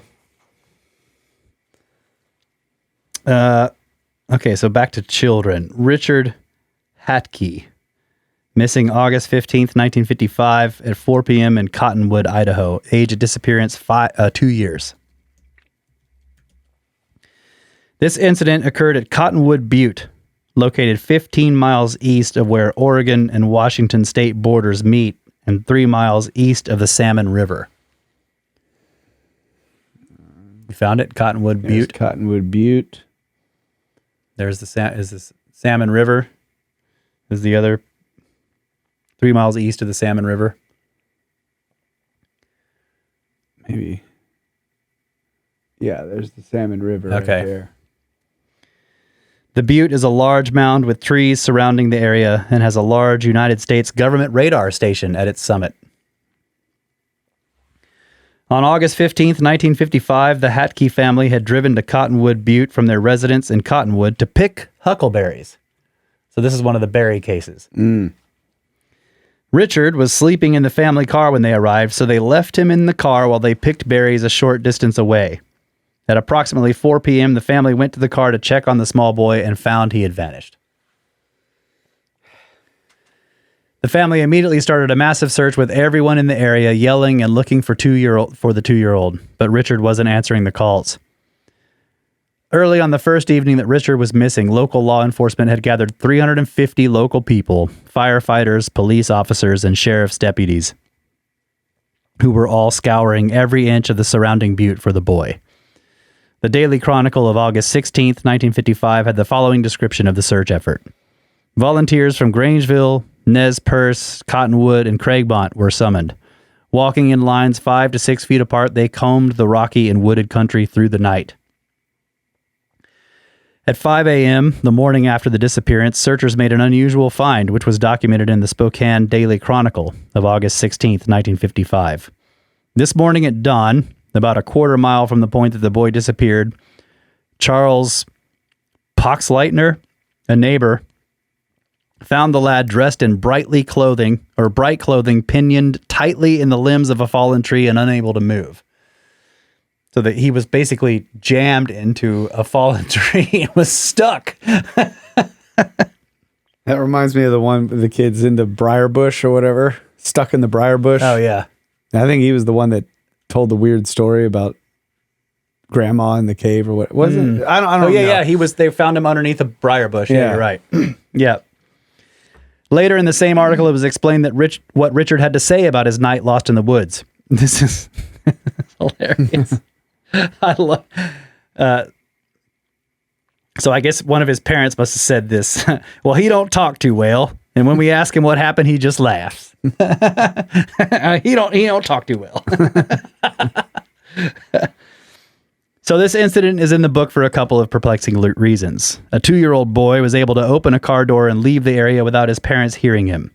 That same boy never answered his parents' pleas for help, calling and screaming his name throughout the night. Searchers walk nearly hand in hand throughout the area and never see or hear the boy. A radar station was being built at the summit of Cottonwood Butte, an elevation of 5,400 feet. The base of the butte, the area where the huckleberry picking was happening, was at 4,700 feet. Later in the Spokane Daily article is this description of where Richard was found.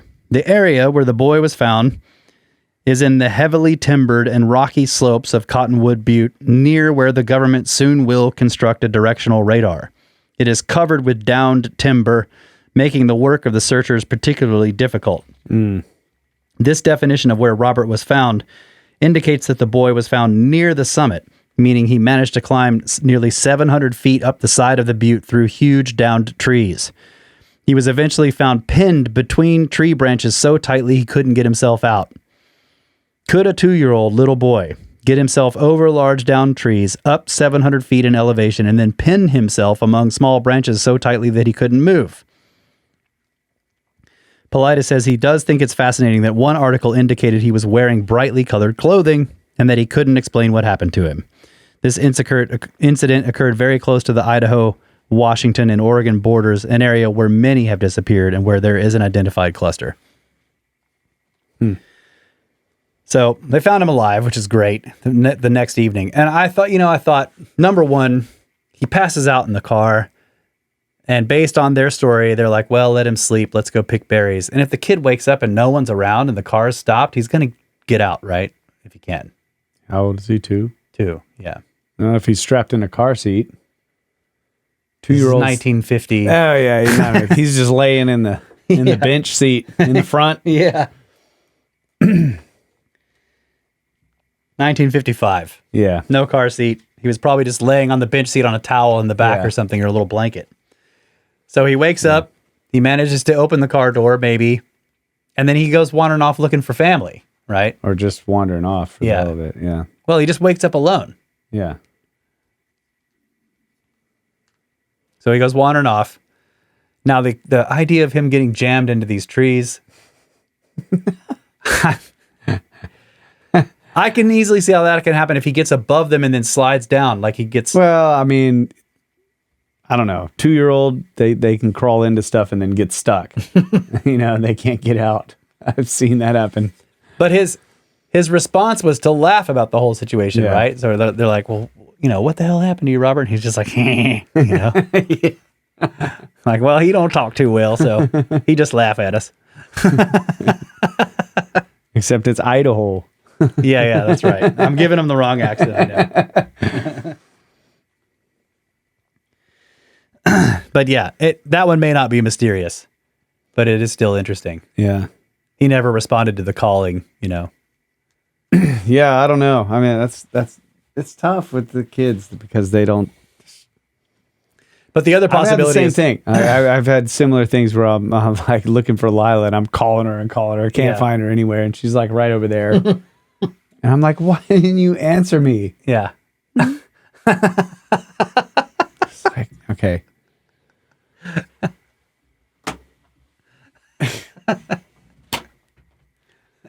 Can you hear the ocean if you put your ear next to hers, her ear? Just. They don't know that you can't just hear their thoughts. You know what I mean? Like, you're calling them and they're not answering. I'm just saying. Because in their head, they're like, what? I'm right here. I'm not, I'm just saying, like, yeah, they don't actually know that. Yeah. Okay. Someone should explain this to them. I don't know why they don't answer you, but they don't. It's yeah. They don't have the logic, like they don't make the logical connection to like they don't know where I am and I should probably yell so that they will. Like they just don't. I get that. Yeah. Yeah. Yeah. I find that mysterious, but it is in a different way. Yeah. It's like you kind of wait. It's like, it's interesting when you can finally start to detect like they're making like logical leaps. Making deductive leaps. Yeah. Deductive leaps where they actually can take one concept and connect it to another one. And you start to realize like, wow, they had never connected those before. Well, it's like they had never done that before, but there's no you would actually have to make the connection. It's like they make you realize how many connections we make automatically at this point, and we don't even realize it. When you see that the fact that they don't make the connection, you're like, oh yeah, I'm gonna have to teach them. Yeah, that that you got to make this like that. These things are connected. So when it comes to like the motivations of very small children in these cases, we should just blank slate them. Like basically, like you can't possibly expect specific behavior from any given child at any given time because we just have no idea what. Not that I've noticed. I mean, other than like, base sort of. Yeah, lizard brain stuff. Like they're hungry or. I also thought it's really strange too about like toys, like the whole toy idea, especially for really young children. You get them all these different toys, and then you put something that's definitely not a toy in the mix, and they go for it. Yeah, I'm like, I think toy makers should maybe they do pay attention, but it's like the worst thing. You definitely do not want them to play with, and that's what they go for. And I'm that might just be telepathy. What is going on? Yeah, I started to think that it was that there might be something deeper in the function or the use, like the actual function of objects that we create, and the thought and all of the ideas and things that go into certain items that we all have that are seemingly normal everyday items like this. This is a great toy. Even when you put it next to like all these things that are just useless, but are bright and have whatever, they're supposed to make kids like want to play with it, and they go for this. Yeah. And I'm like, maybe it's shiny and sharp. Maybe, well, and pokey. Maybe that's a bad example. I'm thinking of like, I was wondering if like there's something much deeper connected to like the usefulness of an item, like an object that humans create, and that thought and engineering and purpose goes into this thing, whereas a toy is just kind of like, occupy the children. Yeah. And so they always go for the thing that's like, it has a use, even if they don't know what it is. Yeah, don't touch that. Yeah, you're right. So that like has a specific purpose, and maybe they can sense. It's almost like that. I've wondered that. What makes it a cool toy is that it's actually not really a toy. That's what makes it cool to play with. Yeah, and then there's something about it that is even more. But at the same time, than, there can be just a rock, right? And you have all these trucks and everything, and then they pick up the rock. Yeah. Right. And they're going to run around with this freaking rock and leave the Tonka trucks on the ground. Yeah, that's true. That happens also.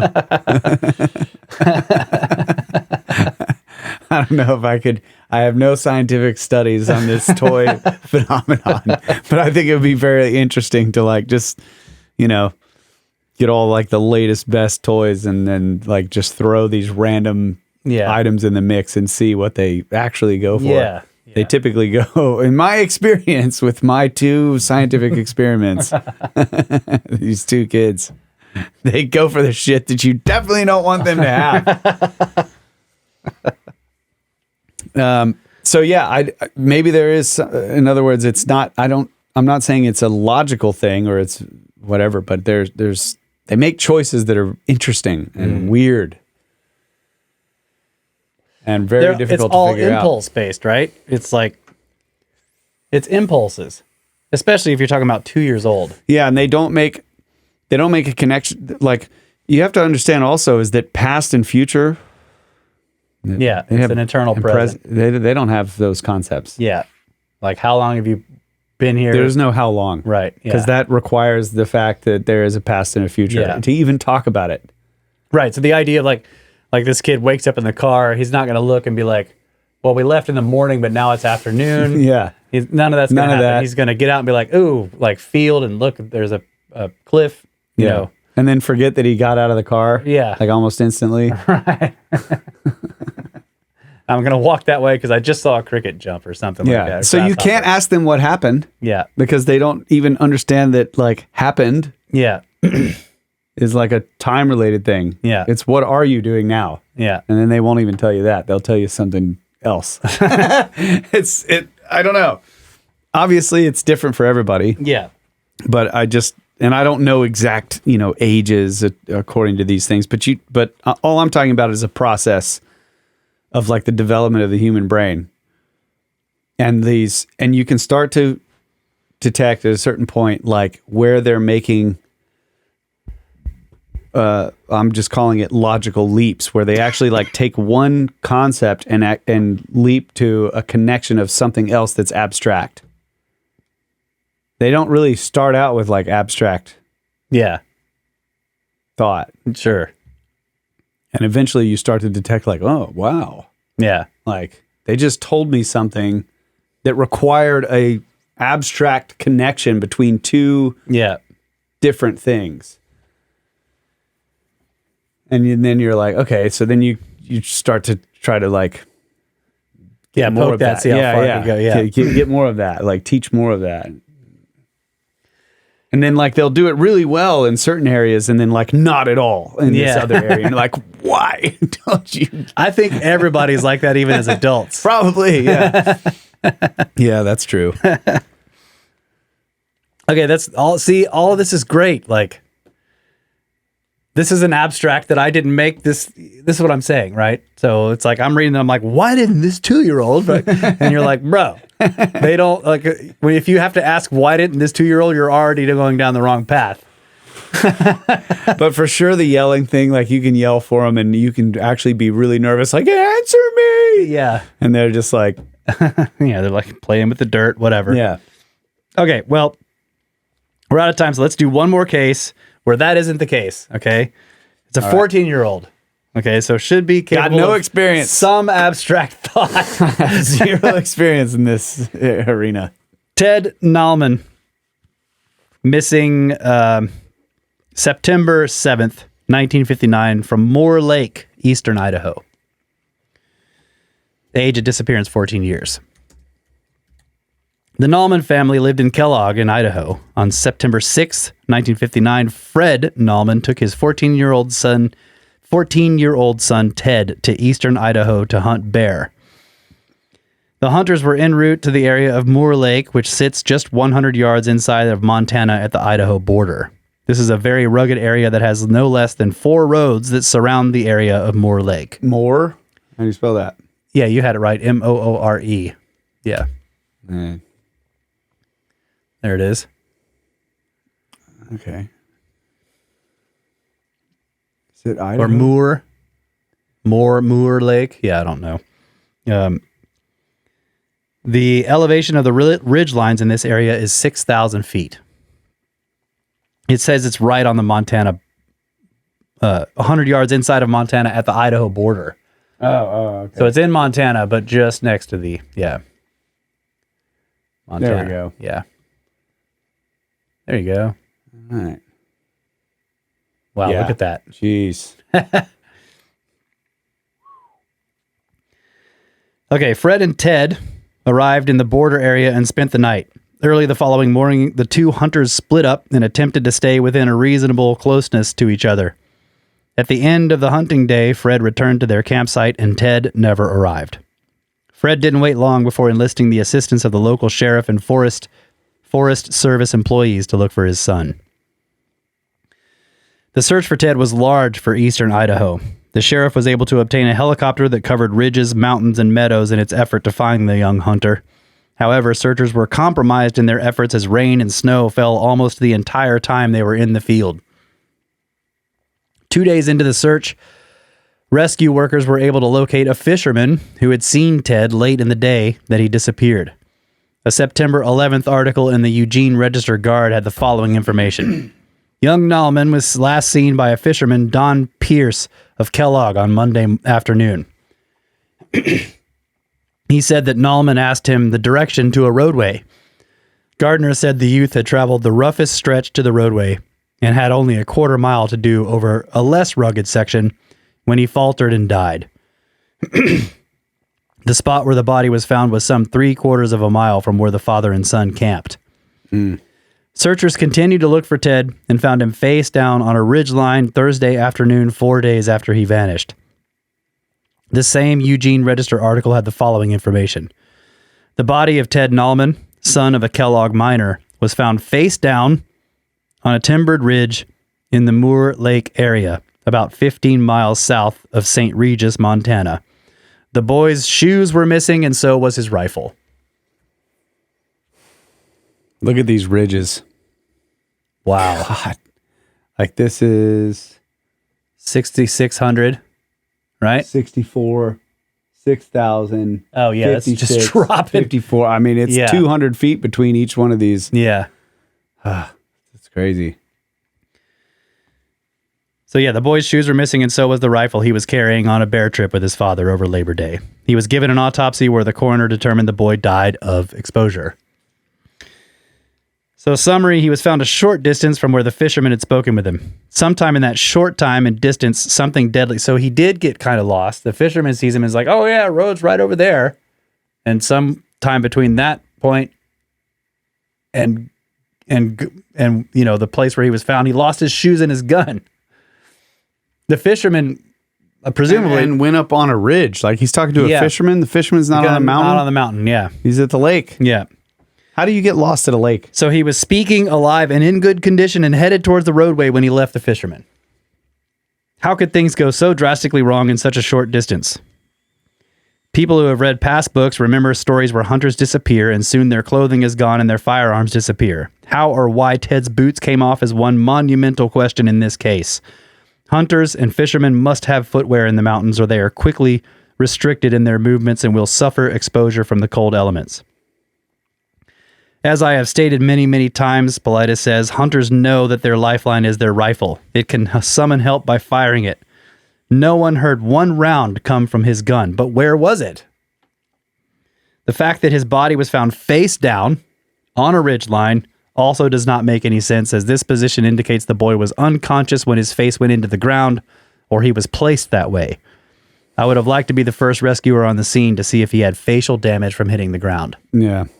And look at this. Like here's these roads. I don't know if they're the same. I don't remember what year this was, but that was in 55. Oh yeah, could have been. No, 59. Yeah, could have been old ranch roads or not ranch roads, but like logging roads or whatever. I don't know.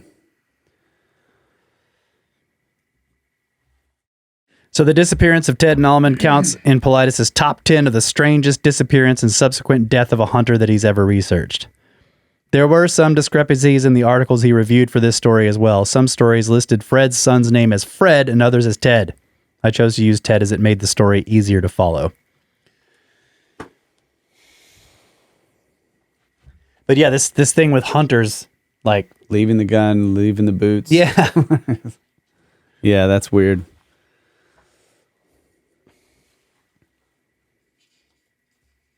Well... I get, especially if I can see... I guess it would be interesting if Paulides would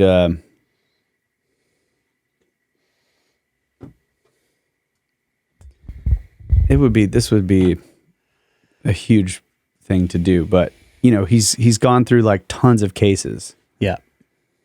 So there's bound to be all these hunters gone missing and died of exposure that are normal. Yeah. Wearing the boots, rifles next to him. Yeah. Whatever, all that stuff that he's probably seen and looking at all cases. Right. Whereas if you're only looking at these and he's telling you like these are weird, you can take his word for it. But like, can you imagine like going through thousands of cases where it's just hunter after hunter after hunter and like how many times they died of exposure? Yeah. And they find it like, well, they got all their stuff. Their boots are there. The rifle is like 100 yards away. Yeah. He dropped it because he was exhausted. Yeah. You know, all cartridges were fired. They found all the shells. There was a trail of footprints through the snow, right? That kind of stuff. Yeah, that's kind of... I think you're right. And I'll say another thing about that is that you're right that he's telling you these are weird. And you kind of pick clues up from the way the searchers act and from the articles and stuff that people are kind of like, well, something is weird with this one. Like they've done searches for people before and they're like, maybe he was abducted because something didn't add up. But you're right. If you've read thousands of normal missing persons accounts and then you come across one like that, you're like, what the hell? Yeah. Right. Then you recognize. And then you've after doing that, you get like 4 or 5 of them. Yeah. And they're they're missing their boots too. Yeah. Their gun was never found Right. also. This is why the FBI definitely has a file. Yeah. Yeah. Because you're right. Because what you want to do is you want to compare the normal, like, got lost and died missing persons cases. You need a control, in other words, you need a control. Yeah, you need a control So the set. control is this huge set of, like, all the normal exposure deaths of hunters and everything, in which their boots aren't missing, their gun's not missing, they didn't take their fur coat off. Yeah. Or you find them missing articles of clothing, but the articles of clothing are 20 feet from the body because they went through, the paradoxical undressing, Yeah, or they exactly. like broke a leg or something and then couldn't go, and so then they die of exposure because they couldn't go very far. Right. You know that story, that crazy story about our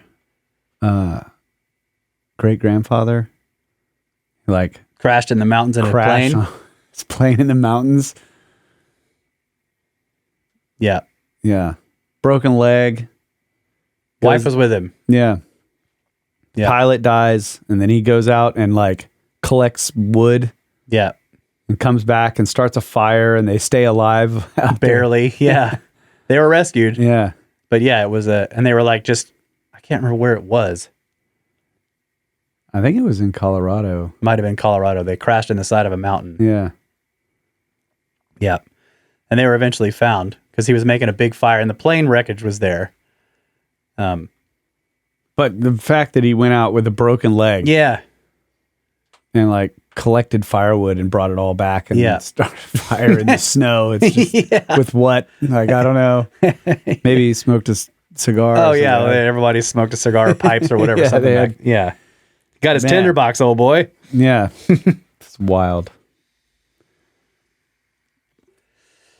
But still, these people don't have broken bones. That's my point. It's like yeah. I thought of that a couple times, like I smoked for years. And so I always had fire with me. These days, if I get lost, I'm fucked. I'm not going to start a fire with this vape. Multiple times I'm like, I need a lighter. I got to carry one. I'm like, I'm bound to have one buried in this car somewhere. Nope. Need to carry one, especially when you're out in the woods. I get a little pile of like grass and just try to get the battery hot enough. Yeah, I know. You can heat the battery up enough to start a fire. Come on, lithium battery, explode! Yeah, some of you are supposed to. I've heard you explode. Where's the giant freaking explosion? Useless. Maybe I should watch MacGyver. Yeah, he would probably know what to do with this. Yeah, yeah. Somehow you can dunk the thing in water and get it to. I don't know. But yeah, I do. I find the hunter's case is strange, and that was a 14-year-old. So yeah. But what really makes that one interesting, like you've already got, he's missing his boots, he's missing his gun, never fired a shot, right? But what really makes it interesting is the fisherman. Yeah. He spoke to them and he was fine. The guy's like, he's totally fine. And I told him where to go to the road, and they keep looking. And sure enough, there's this body, no shoes, no gun, up on a ridge. Yeah. Face down, died of exposure. You just got to wonder. It's so strange. Yeah. This is a bizarre place too. Look at this. I mean, just this lake. Yeah. Out in the middle of nowhere. That's definitely a water trap. You can see like everything wants to run toward it and then just nowhere to go for that water. It's just stuck there. Yeah, look at that.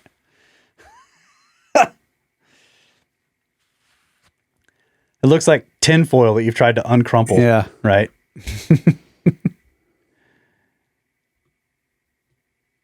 Yeah. Looks like a pretty cool place to go. I mean, if I was like a hardcore fisherman, it'd be like, yeah, bro. Yeah, this is where you're going to catch the weird stuff. There's fish in that lake that have not been seen anywhere else in the world for 1,000 years. It has no exit. Yeah. All right. Well, that's it for the week. Yeah. Yeah.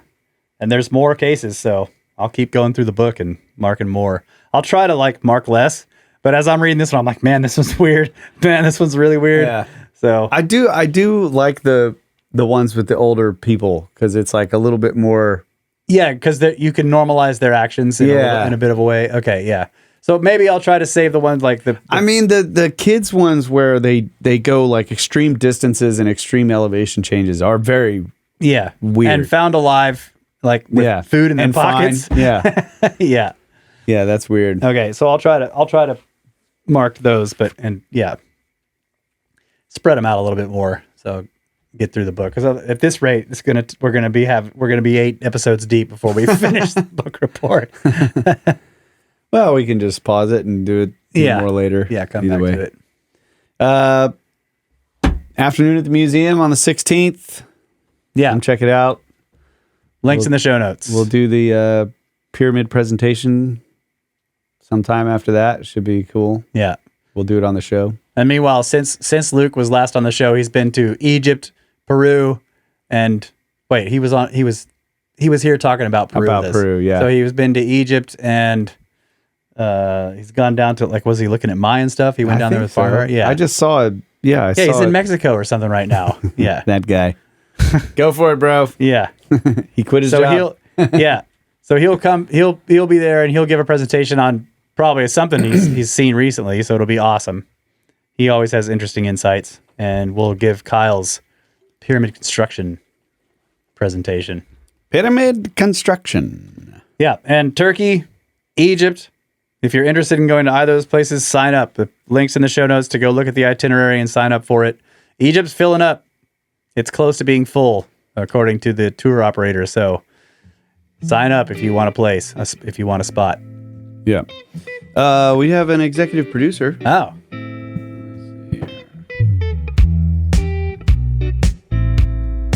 Wow, look at you with your fancy phone mount over there. Yeah, you like that? I can't read anything because the mic's in the way. Chris Dunn. The other Chris Dunn. $100. Thank you so much, buddy. He says, donation from the other Chris Dunn. Oh, wait. Oh, you can't read the full I can't read the whole thing. He says, I loved your videos. Loved meeting you and your family in February 2024. He came to the Egypt tour. He says, keep up the great work and great content creation. By the way, badass presentation at the... Something. I'm assuming it was the Cosmic Summit. Thank you. Thank you very much, Chris. I'm sorry I couldn't read the entire note. Executive producer of this show. And also...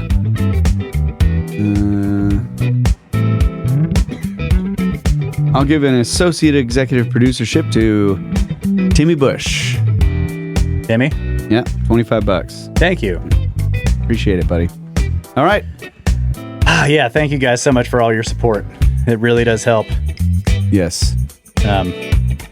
We are hopefully planning a scouting trip to Peru soon with Ben to check out, because we're going to do this tour. So we're going to need to use that support money to do the scouting trip. So thank you guys so much for that. Yep. All right, anything else? Much appreciated. No, I think okay. Well, we love you guys. Always have. Always will. Good night, Adamu. Get back to work.